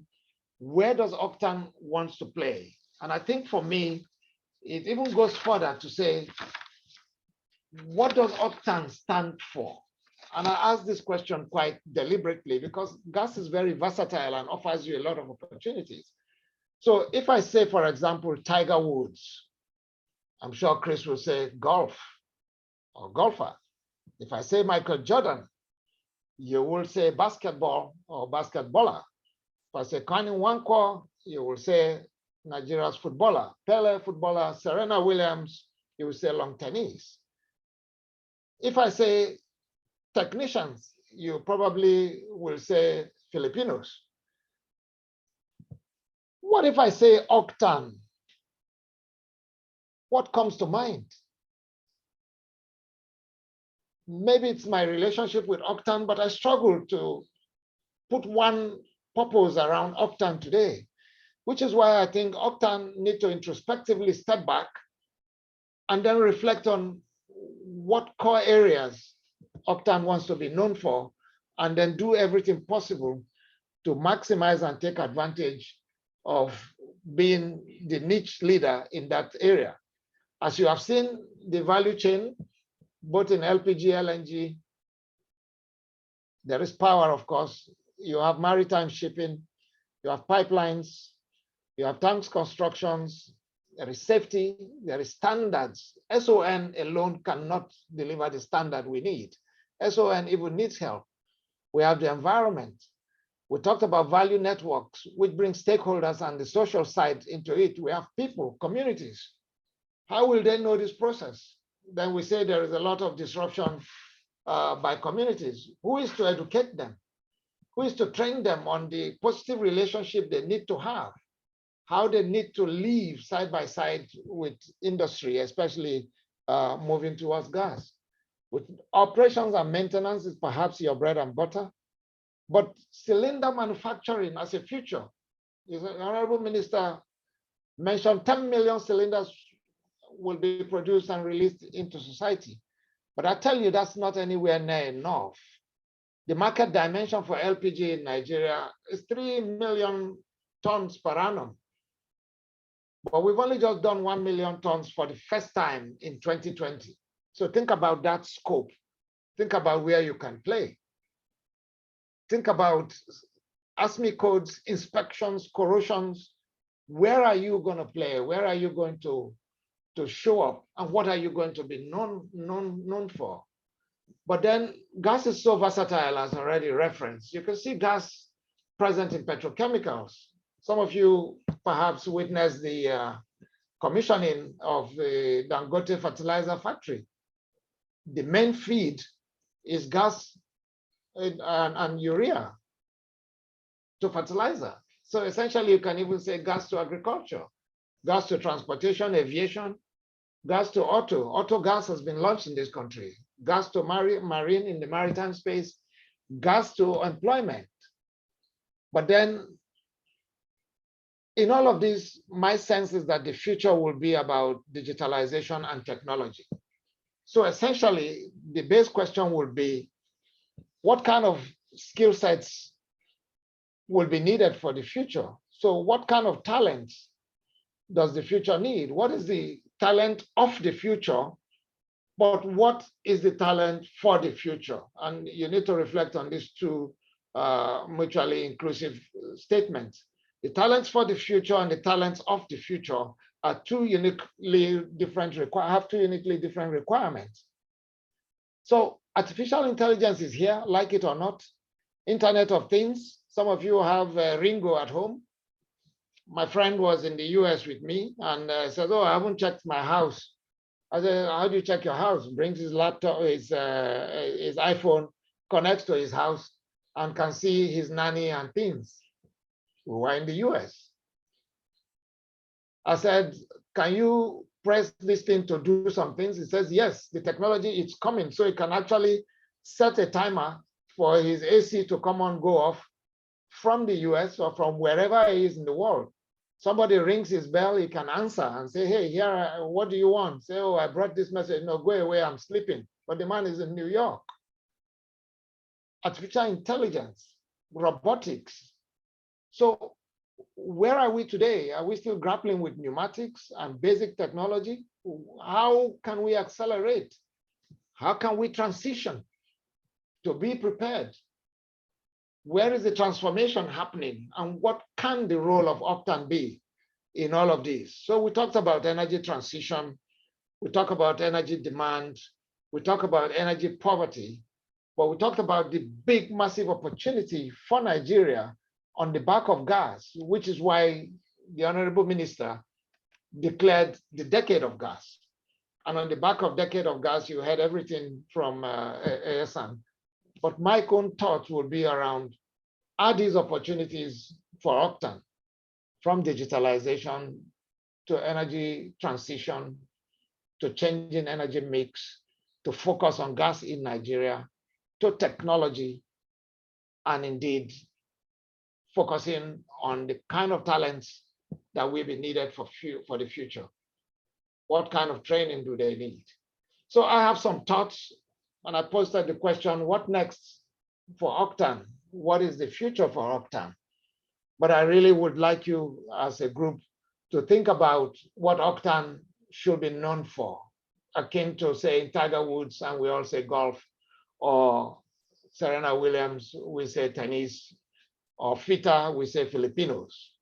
So I hereby propose that perhaps you could reflect on standardization of trainings, of trainers, of facilities, of training experience. Let Nigeria become the hub for oil and gas training, if not across the world, at least across Africa. We are giant of Africa for a reason. Sometimes we actually kick ourselves. Until you go to some of these other African countries, you will not understand the center stage that we occupy as Nigerians. With more than $500 billion in GDP, depending on the Naira reference today, not many countries have that kind of GDP muscle. So we must continue to show up. And I believe that Ogtan can show up from the standpoint of standardization, both for the training quality, the trainers, and training facilities. And when I talk about creating top quality training facilities, is really, in my view, not having 70, 50 of them. Let's have about 4 of them. Okay, we are referenced by geopolitical zones. Let's have about 6 of them. Let's start with 2. Let's make it open. Everything is open ed today. It's shared resource. The last time I was in London and my office was closed, I called to say, look, I need a place to work. Oh, wait a minute. They made a call. An office was opened to me. Everything I needed, from coffee, internet, this and that, and I was booked for 3 hours. Password was given to me. I logged on, did my job for 3 hours, stood up and left. It was hot desk. As I was leaving, somebody else who had booked it was coming to use the place. The owners of the office don't have a company that needed the office. So why can't we have a collaborative front where a single training facility is available to all trainers? Hopefully, we have standardized our trainings. We have standardized the quality of trainers that we have. We can integrate and collaborate in terms of facilities as well. If you don't do that, we spread ourselves too thin. Individuals trying to set up training facilities, you enter some of them, you really can't even sit there, talk less of being the frame of mind to learn anything. For me, that would be a proposal. But I think we can high grade our trainings. We can high grade our trainers. Who's going to train those talents of the future to deliver the talent for the future? We are looking at Ogtan. Who's going to train Ogtan today? So I would say, please take advantage of industry veterans as faculty. There are lots of people coming out of the industry today, pretending to go into retirement. Those should be your targets. Most of them will not do full time, but you can have them as faculty, as resource persons, as specialists, depending on where their experience sits. I would propose that you even have what is like a directory of this pool, and they will not be exclusively attached to anyone, but freelance and can be pulled at will and as needed. I think Ogtan has to be digital and energy transition ready, based on the stories you've heard from both myself and Dr. EYESAN. You will have no choice than to be prepared or be wiped out, as with everything that will not be ready for the transition. I really would be very happy to see Ogtan stretch her boundaries. Mozambique is coming up. Tanzania is coming up. Angola already exists. New finds across West Africa. Developments are going to happen. Who's going to train the resources there? Who's going to train the manpower to scale? So I really believe that this is an opportunity for Ogtan. And please let me hold it here, and I'm sure we can deepen the conversation during the Q&As. Thank you very much, and I'll hand it back to you.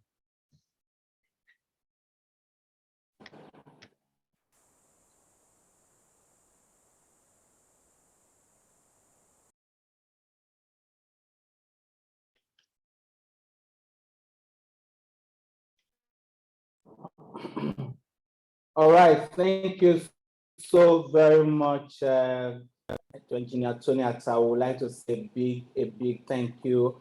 I think we can do some reactions in the box, in the action box. We can give a clap, we can do thumbs up. I think it's been a very great experience and learning from Engineer Tony this afternoon, this morning rather. I would like to say thank you to you. Thank you for the very thought-provoking presentation and some very good punch items that you have given to us as Ogtan.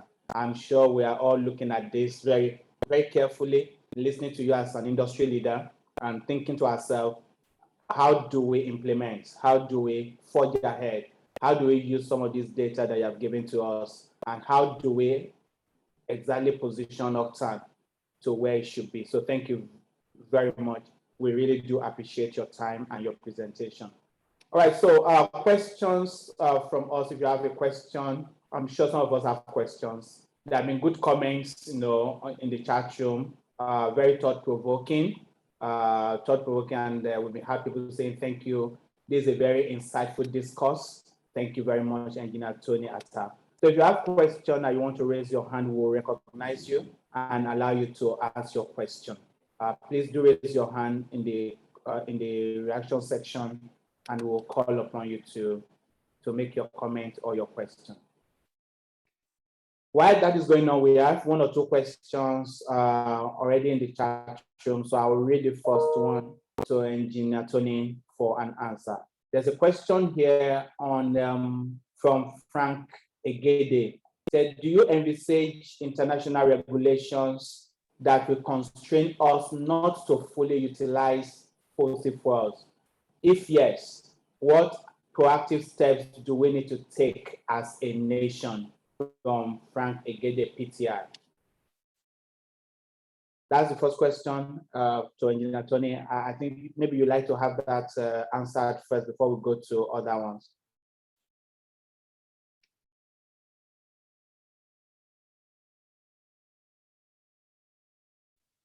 All right, can you hear me okay?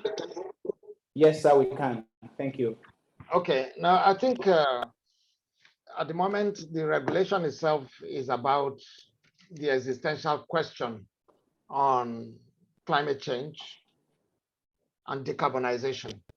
So there could be clean technology in the future that makes coal equally as clean as renewable. I never say never. But until then, today, the challenge is that you are going to be penalized. And I talk about carbon credits. So nations are talking about carbon credit, both as incentive for those who are producing renewables, but as a punishment for those who would want to continue to stay in the same space of contributing high CO2 to damaging the environment. Think about adding it's about 40 euros to 100 euros per ton today of CO2 emission. That's massive. If you imagine that CO2 is typically emitted in millions of tons on a daily basis, you will hardly find your project breaking even to be able to attract any investors. And I think it's going to be systemic. So the regulatory front, while it's there, the bigger impact on countries like Nigeria and indeed Africa, consistent with the paper I presented at SciPec, is going to be strategic around funding. Most of our funding today for oil and gas development in Nigeria is coming from Western banks. So if they refuse to fund you, I'm afraid you have to leave your oil and gas in the ground. And I responded to this same question by saying, hey, there's still a lot of coal in Enugu. But who wants to pay to develop coal in Enugu today?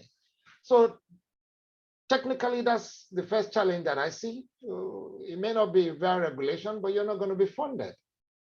And you don't have capacity to fund, you're going to struggle, which is why our vice president has been all over the world campaigning to say, okay, we hear you about oil, but you must give gas a leeway.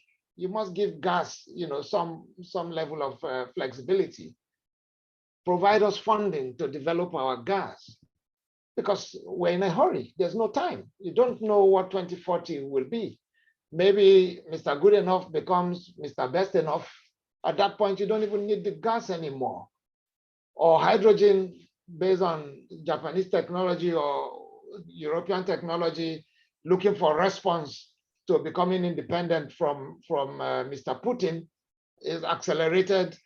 Your entire gas stays in the ground. But we have massive scope on the domestic front. And I think I saw a comment from Dr. Mason, which is absolutely right. We have big opportunities in the domestic space. Today, I mentioned LPG demand forecast. Market is 3 million tons. We've only done 1 million for the first time in 2020. Domestic gas utilization front for Nigeria, 5 BCF. What is it today? Less than 1 BCF in terms of the actual consumption, but that's because our power industry and the rest of the manufacturing hasn't picked up. But with the AKK pipeline or even the Trans-Saharan pipeline, you're going to see that scaling up because multiple distributors will come. But in terms of regulation, the penalty is going to be huge. Funding is going to be a strangulating force, and there will be some outright regulators. IMO 2020, first of all, has taken care of that in the maritime space to the extent that today there are some ports that you cannot approach based on burning bunker or diesel. You cannot come if you are burning fossil fuel. If you are burning liquid fuel, don't come to us. You need to switch to gas or something cleaner to be able to approach some of those ports. So I think ultimately this is evolving. We've seen regulation in the maritime space, but I think it will be more systemic and strategic from the standpoint of penalties and perhaps strangulation of funding to develop this.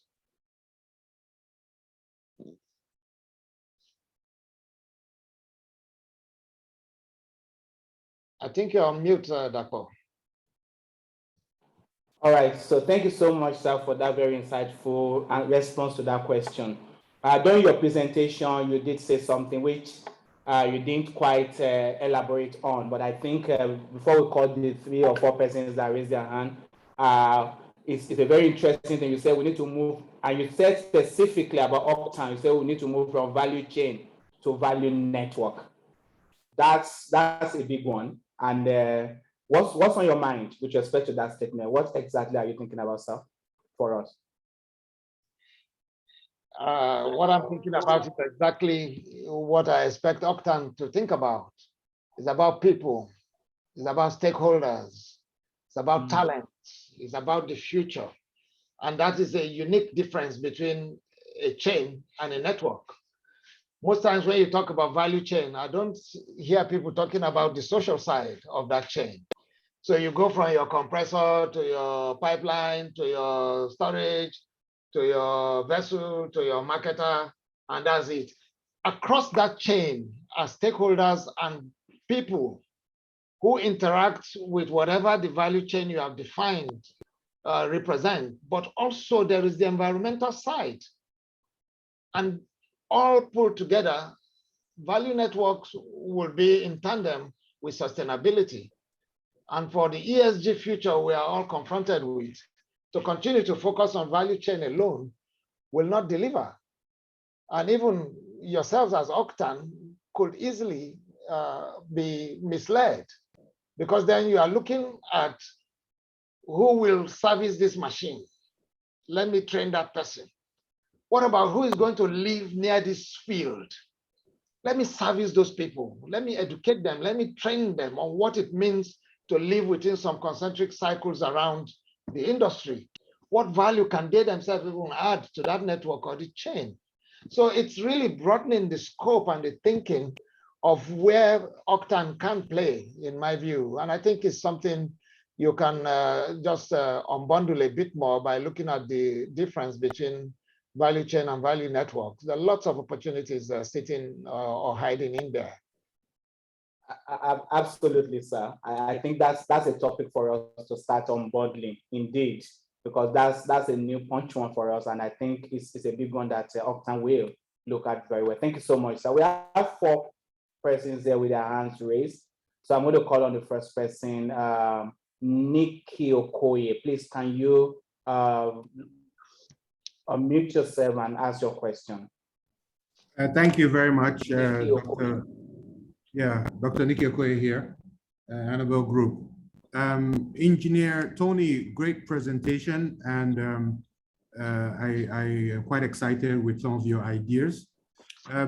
Question I have is on your idea regarding collaboration. And you talked about having maybe 4 or 6 world-class training facilities, perhaps in 4 different zones, and starting with about 2. My question would be, what kind of size would you expect these world-class facilities to be? So in terms of size, obviously I'm thinking about how much investment do we need to put together? And then my second question would be, do you think the social network, if you will, for Ogtan has the capacity, even if they're not going to become investors in such a facility, but the capacity to give offtake contracts for future use of those facilities, so that those who are thinking of making that kind of investment has customers that they are with that are actually willing to make use of the facilities. Because if you build a facility like that and you're going to go and start doing the marketing after the fact, then it is going to put the investment at risk. And you end up having the facilities competing with Ogtan members, because the facility investors will eventually go direct to the IOC.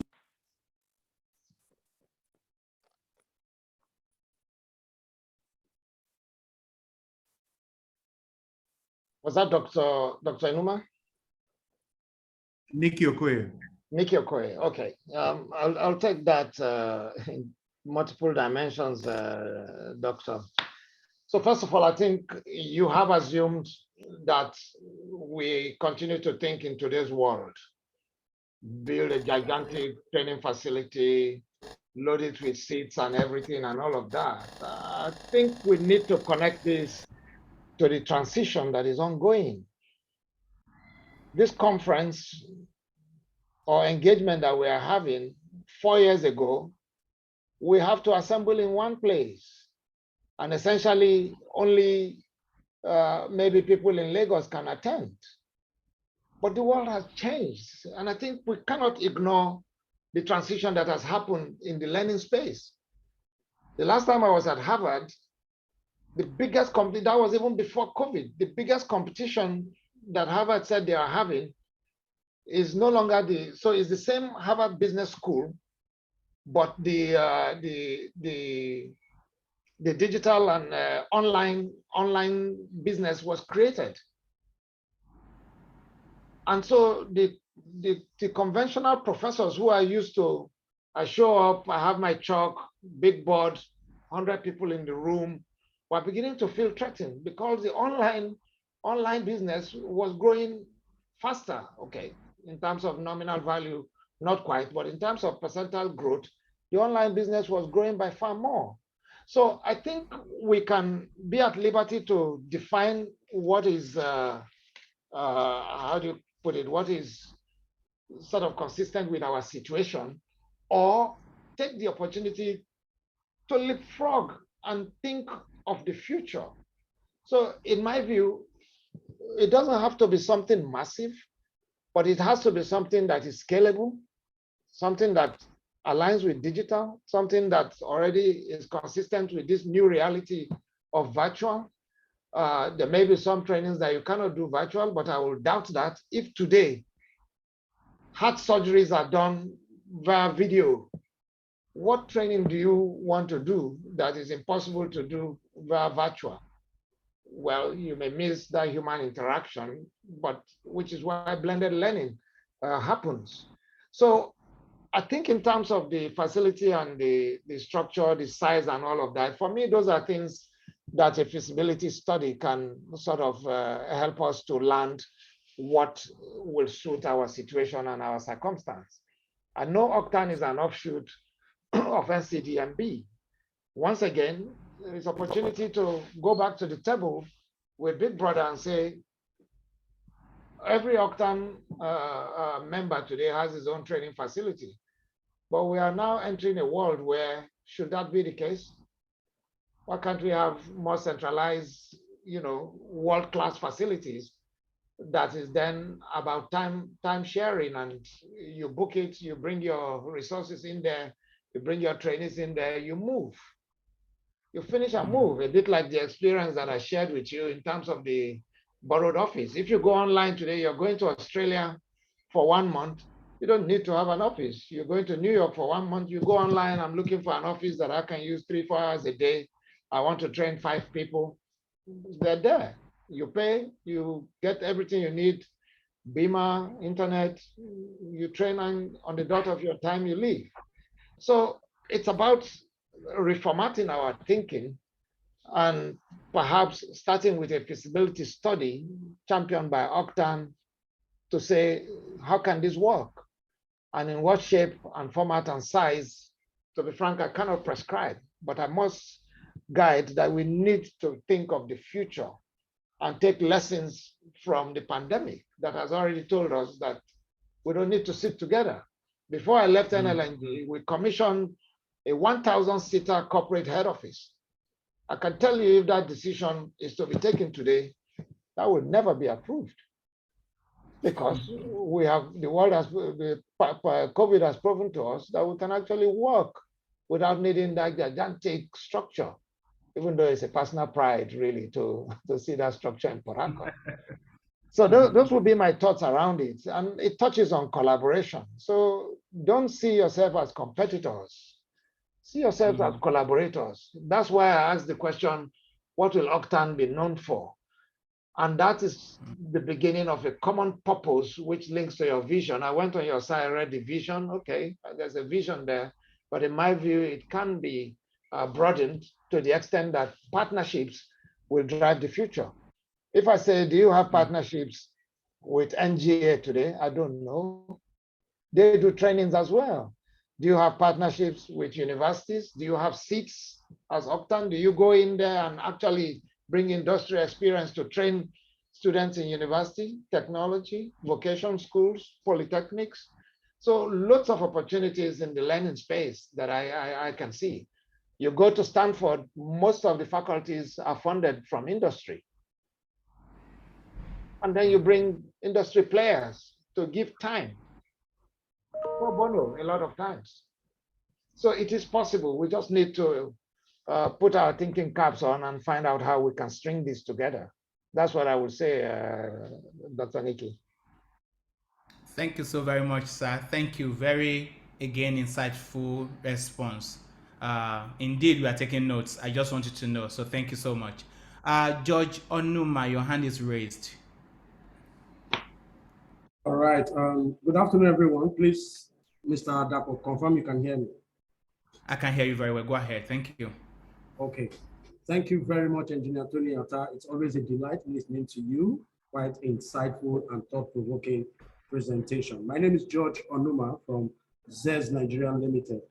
So I would want you to throw more light into the domestic LPG market, especially with respect to the type of cylinders that you would recommend, maybe from your vantage position, that you would recommend that are cylinders of the future, so that necessary partnerships to attract their manufacturing in country will be an action point for some of us.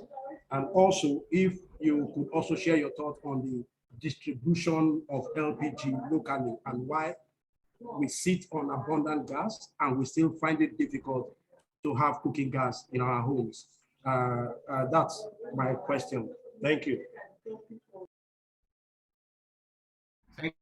Thank you very much, George. Yes, George, very good question. Or questions, indeed, there are two of them talked together. Let me touch on the cylinder piece first. So I'm not an expert on cylinders.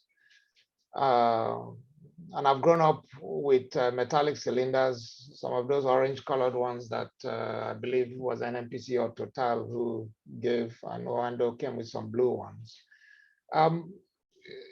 From a safety standpoint, there are some behaviors that the cylinders have driven. I can't tell how many times I had to shake mine in tough moments, trying to confirm if there was still gas in the cylinder. Now, experts in safety and cylinder safety have said that shaking it is actually unsafe for two reasons. First of all, you have the control system on top. Every time you intervene, you are introducing a potential failure risk. So what they have said, the advantage of the composite cylinders is that some of them are transparent. So you can actually see your volumetric volume level in the cylinder, and you then, that for me takes away the undesired behavior of needing to shake it to confirm if there's still gas in it, and so doing, you don't have an error-induced situation. So that really is what is attracting me to the composite cylinders. But then it's easier to manage. From a safety standpoint, a lot of the metallic ones are subject to corrosion and all sorts. But somebody gave the data, which I can't verify today, that more than half of the cylinders in circulation have passed their expiry dates.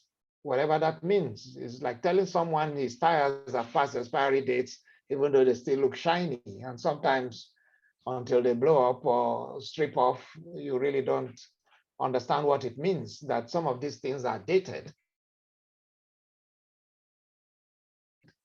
And who is looking after that safety side of it?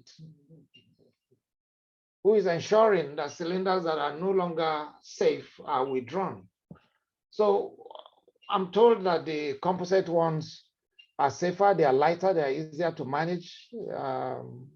They give you level indication. And I think there has been improvement in terms of the regulator head to reduce the exposure for leakage.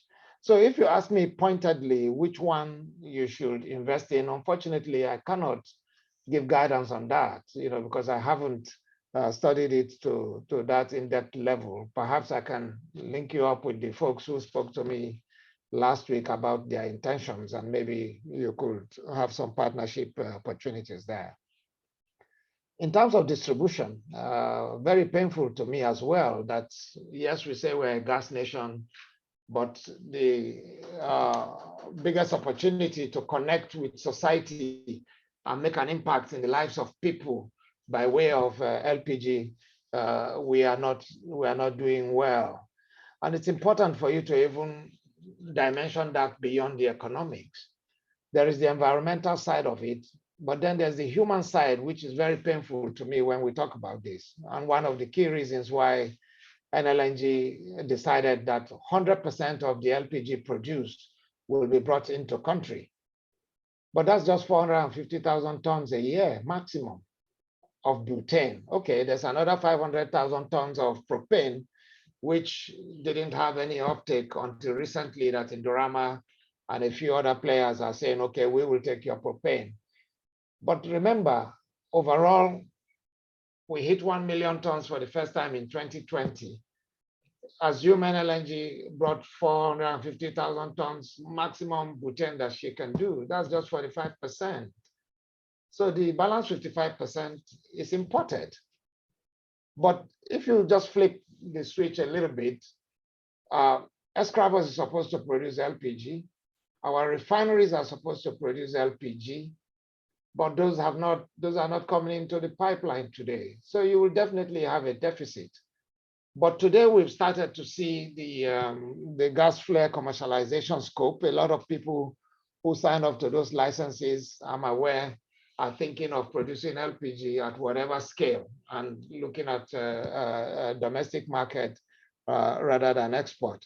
So in terms of LPG as a story, LPG is very dear to my heart beyond the economics, as I said. Today we have on record 100,000 people died 100,000 people die every year. Please go on mute. 100,000 people painfully die every year, mostly women and children, from smoke inhalation, just trying to put food on the table. So you can imagine the bigger purpose if we can make LPG available because it's cleaner. We will be saving lives beyond saving costs. COVID pandemic, not happy with the numbers. 3,000 something people died. See what COVID did to our economy, see how we raised the game for COVID. But then think about a guaranteed, near guaranteed 100,000 who die every year from indoor smoke inhalation, painfully just trying to put food on the table. So the case for LPG is a no-brainer.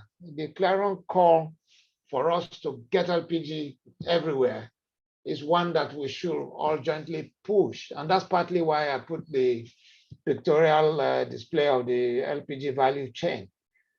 The distribution is about the networks. It can go in vehicles, it can go in pipes.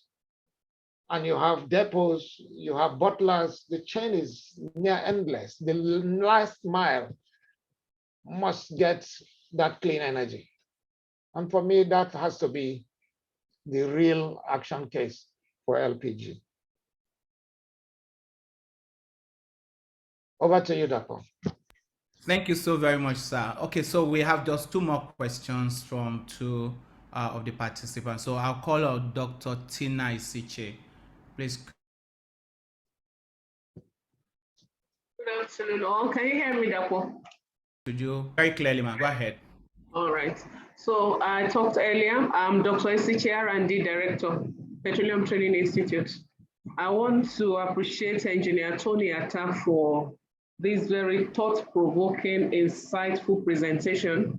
I was actually taking notes, okay, as he was talking. And I have my comments are for Ogtan and then some personal ones, for him. He talked so much about collaboration, and I believe that that is the way to go. Incidentally, yesterday I was talking about this presentation today with someone, and the person said, Engineer Tony ATTAH, are you sure he will come? Or they are just using his name to try to sell their brand.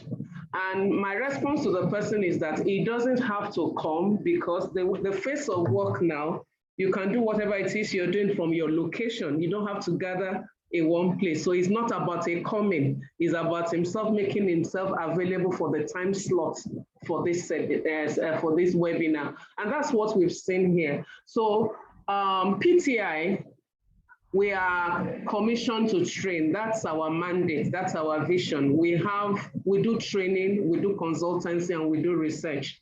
And I believe that others can partner with us, especially Ogtan, for the kind of training that he has talked about here.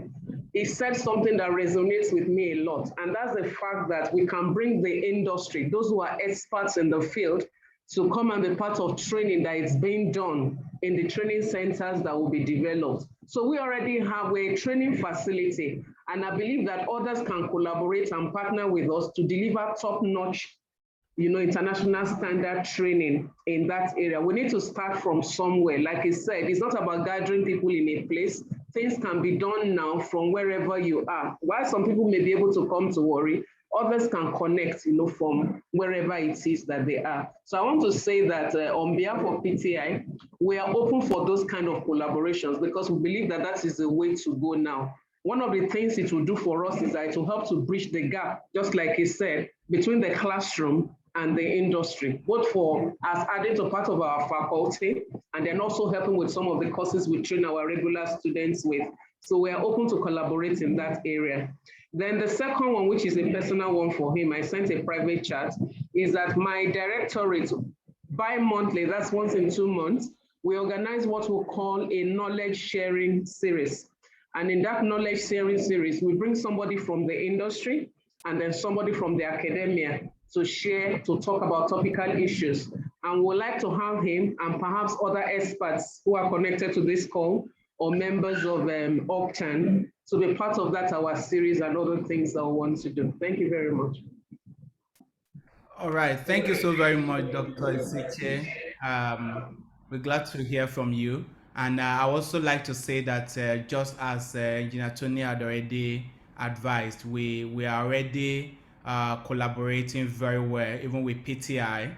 I'm privileged to be part of the team that visited sometime last year, and there's an MOU. There's an MOU in the works right now with PTI to collaborate together and to continue the human capacity development for Nigeria. So thank you so much for bringing that to the table. Just one person now, Ayuadeni, please can you unmute yourself and ask your question, please? Good afternoon, everyone. Please. Good afternoon, everyone. Good afternoon. Go ahead. Okay, my name is Ayuadeni. I have two quick questions for the presenter. In fact, I was taking serious notes. His presentation is very, very insightful. I have two quick questions. Number one is the mix of energy is certainly the way forward for not just for Nigeria, but as well globally. In what exact order would the presenter prioritize an energy matrix to solve Nigeria's urgent energy crisis? That's question number one. And question number two, if you, LPG being a topic that is very close to the presenter's heart, you'll be very much aware that cryogenic vessels remains a very huge and critical gap across the African energy market with massive economic value propositions.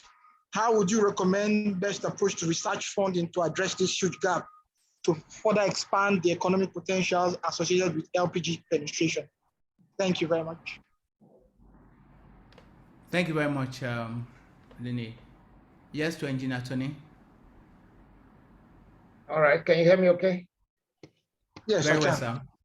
Well, again, very good questions and great comment from Dr. Isiche, I believe was the correct name, from PTI. I mean, the industry has been waiting, and as I said, lots of people on standby, ready to give back. I saw Elder Mason Oganejobo on this call earlier on. I was actually quite delighted to see and read his comment, always profound to get his thoughts. I think with respect to energy mix forecasting, if I can forecast that, I probably will be bottling it in place of snake oil and marketing it as one solution. But that said, I mean, on a serious note, as a country, we need to get our acts together. Yeah, you referenced energy and electricity. Yeah.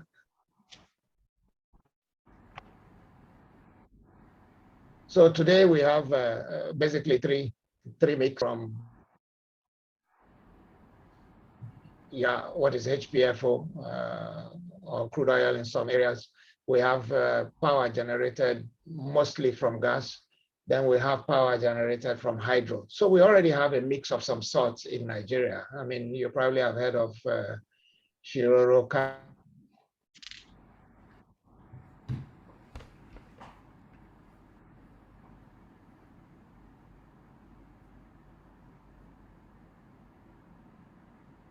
Recording in progress.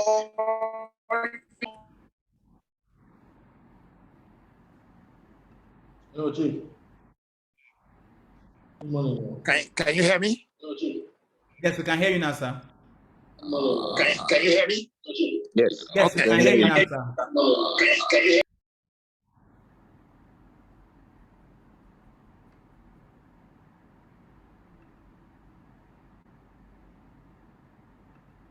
Yeah, I was switching to my other system. All right. You always keep a backup as a trainer for these things. Expect the unexpected. So as I was saying, we already have three sources in our power mix. It's just not efficient today for many reasons, which you may have already encountered. But I think one of the biggest opportunities that we are living out is solar, if you ask me. Every time I fly around Nigeria and you're approaching some local airport, when I see solar panels on roofs, I am so excited. And I am told that the irradiation levels that we have, especially in the north, is massive, massive, massive, to the extent that you can have multiple cycles of circular rings of power networks. Today, what we have, maybe some of you can educate me, seems like a straight line. So if it breaks at any point, then the entire country is out. What I'm used to seeing in other nations is a ring. So it's a power generation ring. People are feeding the ring. If it breaks on any other part, you can reroute and power places. So imagine you take the map of Nigeria and you draw a big cycle from Kaduna to Maiduguri, around Katsina to Sokoto, and say all of that place needs to be on a solar grid. And tell me why not? Why not? Morocco came to Nigeria.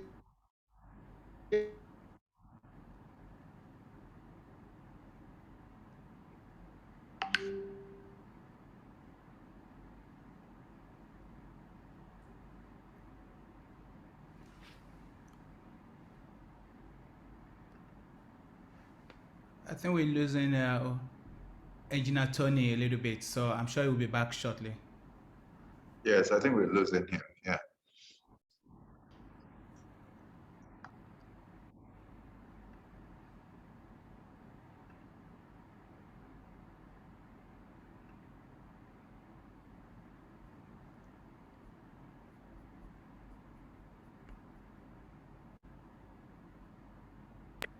Can you hear me now? Yes, sir. You're back now. Thank you, sir. Yeah, no, I've just switched to my phone. I think we need to knock this other one off. It's served its purpose. Okay. So I Right. was talking about the Morocco Trans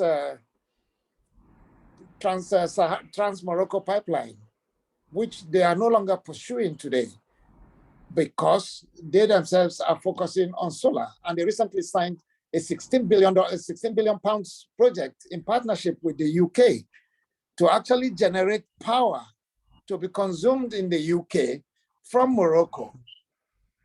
Solar farm, solar plantations, and those will be sent via HV cables, transmitted. It's going to be the longest cable carrying power from Morocco to the UK. Contract has been signed. Go online. So if that can happen between two continents now, what are we talking about not being able to have a solar power grid for the entire North, where we are awash with solar irradiation energy from the sun, God-given, renewable, endless. Okay, endless you can say, but think about the good enough man and his batteries. Even if you say, okay, that grid is powering only daytime compared to where we are today, guaranteed 12 hours of power will change the lives of Nigerians and change this economy. So I think in the existing mix, finding a way to scale solar will be a potential game changer in my view, while we scale in the other areas. I know the AKK pipeline will take gas further north and allow distribution across the entire length of the country, but we are not scratching the surface on solar. That would be the one addition that I believe we can focus on. Yeah. In terms of LPG infrastructure, you reference cryogenic materials. LPG doesn't need cryogenic. LNG needs cryogenic because it's sub-zero temperatures at minus 162 degrees centigrade. If you understand that your freezer is -4, then think about what minus 162 degrees is. That's why gas changes phase to liquid. LPG is not cryogenic. LPG is not cryogenic, but I understand what you're saying around the infrastructure base. Infrastructure is a general issue, not just in the LPG chain, even in the power chain between the generation, transmission and distribution. Everything is hanging on infrastructure today. which is why you have to give this government credit in terms of what it has achieved on the infrastructure front. But we have to do more because we had a spate of what looks like a 30-year window where we didn't do much to either high grade, maintain, or build in tandem with new developments on infrastructure. So we have a massive catch-up to do. I remember a presentation where I believe it was Bismarck who said, for Nigeria to catch up and leapfrog, you need a $10 billion investment a year for 10 years on infrastructure. That's $100 billion. That's $100 billion. So infrastructure will continue to be an issue until we're able to crack that one, unfortunately. That's the much I can say here. All right, thank you so much, Engineer Tony. We have the last question from Deji Olawale. Is he still here to unmute and ask this question? Okay, thank you, Dapo. Thank you for the opportunity, and also thank you to my boss, Engineer Tony ATTAH. Definitely, I'm not disappointed. Anything less than this, I've been a disappointment. Thank you so much, sir. I don't think I have another question. The questions I've written down have been asked by the previous participants. I think I don't need to repeat what they've said. Thank you so much, sir. It's a privilege, sir. All right, thank you so much for that comment. All right, so thank you so much, Engineer Tony. On this note, I would like to call on our Vice President, if he's on the call, or the President, to give the vote of thanks. Yeah, thank you, Dapo. If I can just have one or two things before the VP gives the vote of thanks. I want to sincerely, on behalf of Ogtan, appreciate Engineer Tony ATTAH for these very highly educational presentations. I actually had one question. Maybe I'll say ask it as part of my own closing remarks. What are the challenges with exploring fossil fuels with carbon capture technology as an integral part of that exploration? If I could have some insights into that, I think it will help some burning questions in my mind. And then after that, I could maybe give some remarks on what some of the things you have presented to us. So I think carbon capture is, can you hear me okay? Yes, sir. Okay. Carbon capture is an interesting piece, but it's also an emerging technology of some sort. And you can argue the time reference, we've been talking about what we refer to as CSU in some cycles of CCS, which is carbon capture and sequestration or carbon, if not releasing it to create havoc. A few pilots done one or two, another IOC has done a few. But what I cannot confirm is the level of success with carbon capture. But if you recall in my presentation, the difference between gray hydrogen and blue hydrogen is actually carbon capture. So if hydrogen is going to take center stage and the electrolysis that delivers the blue steering from a cost standpoint to make it acceptable, then the green hydrogen has to be where to go, where you take gas, you process it, take hydrogen, and then release the CO2, but then capture the CO2 and either put it to a different use or reinject. Reinjecting is the capture that we know as existing aquifers way down and then pumping the CO2 and sealing it there. I don't have big experience with carbon capture, but I suspect it's about the technology itself, whether it has matured, but there is also a cost element to carbon factor all of that. As an investor without emotions, you could easily walk away rather than say, okay, I want to do this at all costs. So I'm not an expert on carbon capture, but my general sense is that it's not evolved as fast as you would have wished for. And as such, the technology is not mature to the point where the cost is driving the deployment of CCS. But we have a lot of old fields. If it catches on to the extent that we can actually capture carbon and inject. Today, there are companies that are injecting not to sequestrate, but to inject as a pressure buildup for their aquifers to enable production. Some say, well, that comes with more CO2, but I think they're finding a balance to stay in business. Thank you, sir. Thank you so very much. Because why I asked that question is the fact that so many schools of thought are still of the opinion that fossil fuel is still going to be very relevant, no matter what the industry and the global climate thing is all. So if that be the case, because of probable inadequacy expected from all the renewables, and so there has to be still a continuum in the energy mix, with fossil fuel and gas still playing some roles for a number of years to come. So probably the world should be looking at the possibility of still doing fossil fuels with carbon capture technology as a mitigating measure to achieve a net zero.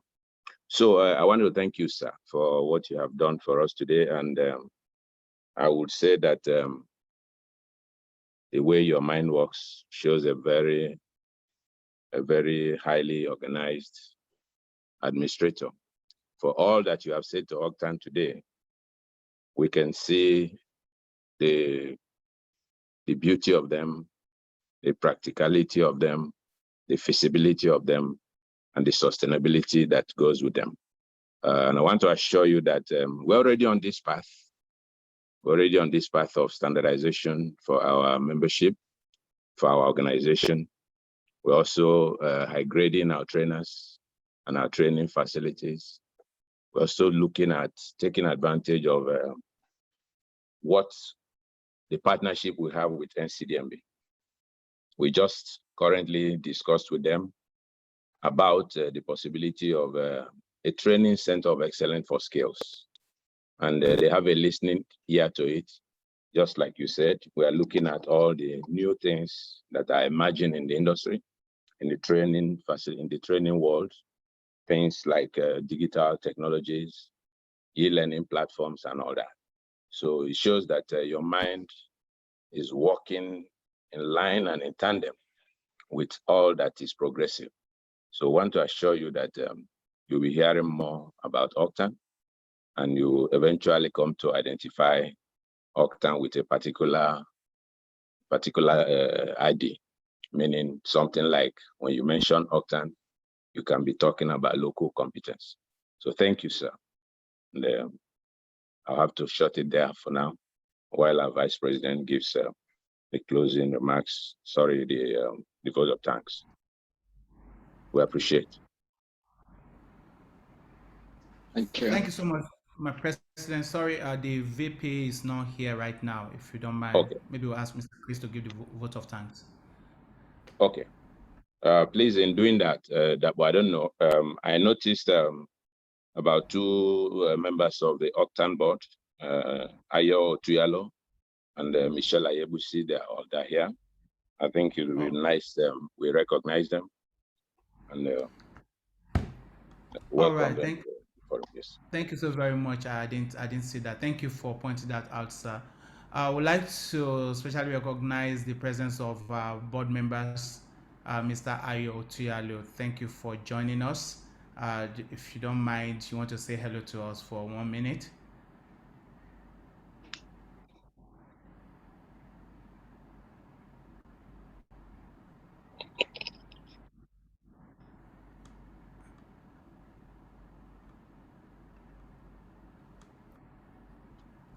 Okay, I think it's okay. Maybe he's not. yeah. Yeah. And Dr. Afemayowa is doctor is out now.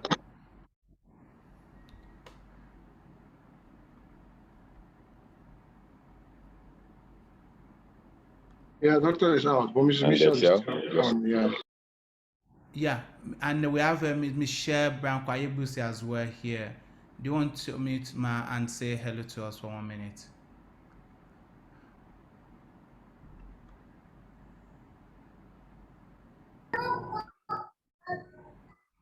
Oh, good afternoon, all, and thank you for giving me the opportunity to just drop 1 or 2 remarks. First, I'd like to say a big thank you to Ogtan for putting this together, and to the facilitators as well, Mrs. EYESAN and Mr. Tony ATTAH. Both presentations, I would say, were very insightful, and what we're taking from Mr. ATTAH's presentation is primarily, and it's very key, his presentation was very key as far as, collaboration and the way to take the industry. We totally agree with the various recommendations that he presented, because in the world we're looking at digitalization, and that can only be more effective when we all come together rather than looking at things from an individual perspective. So there is a lot that we can do as an industry. There is a lot that we can do as trainers when we come together. And I want to believe that Ogtan has taken on board the recommendations of Mr. Tony ATTAH. Many thanks also to the PTI director for her contributions. And as Ogtan, we look forward to the opportunity to also collaborate. And I know that there are discussions between Ogtan and PTI already. So we look forward to more collaboration and more achievements as we steer and as we direct training standardization for the oil and gas industry. So Ogtan, well done on this very successful outing. We appreciate all that you're doing to move the cause of trainers forward in the oil and gas industry. Thank you so much, and have a good afternoon all. Thank you very much, Ma. We really appreciate you, and we're glad to hear from you. Thank you, Ma. Thank you all. Bye.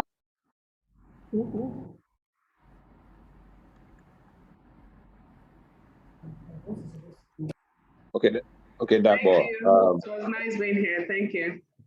Thank you. Yeah. Hello, Dapo.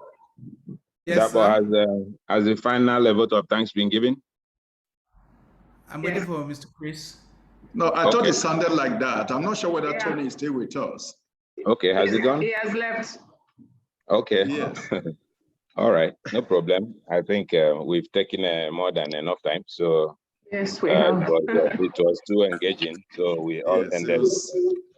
So we just want to thank him all the same for what he has done, and also EYESAN. These are two giant voices in the industry, and they have really taken out their time to be with us, and they have made very useful contributions, which we promise them we're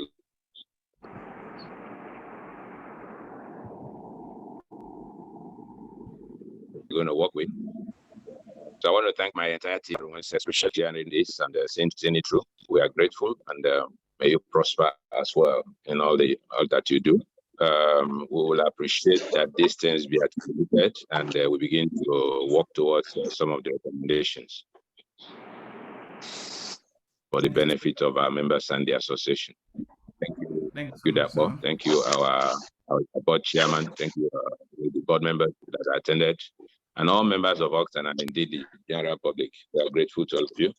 Please note that we have our AGM lecture series, another interesting one coming up in April. So we'll appreciate that you all also try to attend. God bless you. Thank you very much, President. Thank you. Dapo. Yes, please. My name is Aimi Ikuru. I'm calling from Port Harcourt. I raised my hand and I was not recognized to even make a contribution or ask a question. I didn't see your hand. Maybe it went off, sir. I wrote down all the names, so I'm sorry about that. I didn't see the hand again. So sorry. Okay. I can. But if the question is still very important, I think we can still take it up with Tony and get an answer. Not really, not really. I wanted to reply to the PTI contribution. You didn't tell me. I think it's gone. Just shocked me. Sorry about that, sir. I didn't see the hand. It's a pleasure.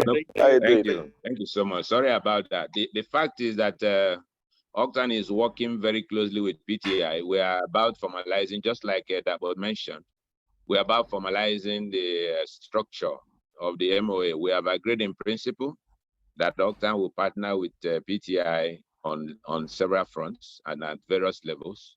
So we're working out the nitty-gritties. And as soon as it's done, that will go into place because we realize the potential that PTI has as an Ogtan member and as an industry voice, industry platform. So that's an asset that Ogtan wants to partner with. And so we're looking at all that. I think it's even a good thing that we have not finalized it because some of the suggestions here now are going to be incorporated into that, especially digital learning platforms and other, certain things that we think should be part of what we'll be collaborating on. So I think it's a good thing. So so it's a deep collaboration we have forged already. In principle, we agree with the principal, and we are working on it. And in a short while, it should be finalized.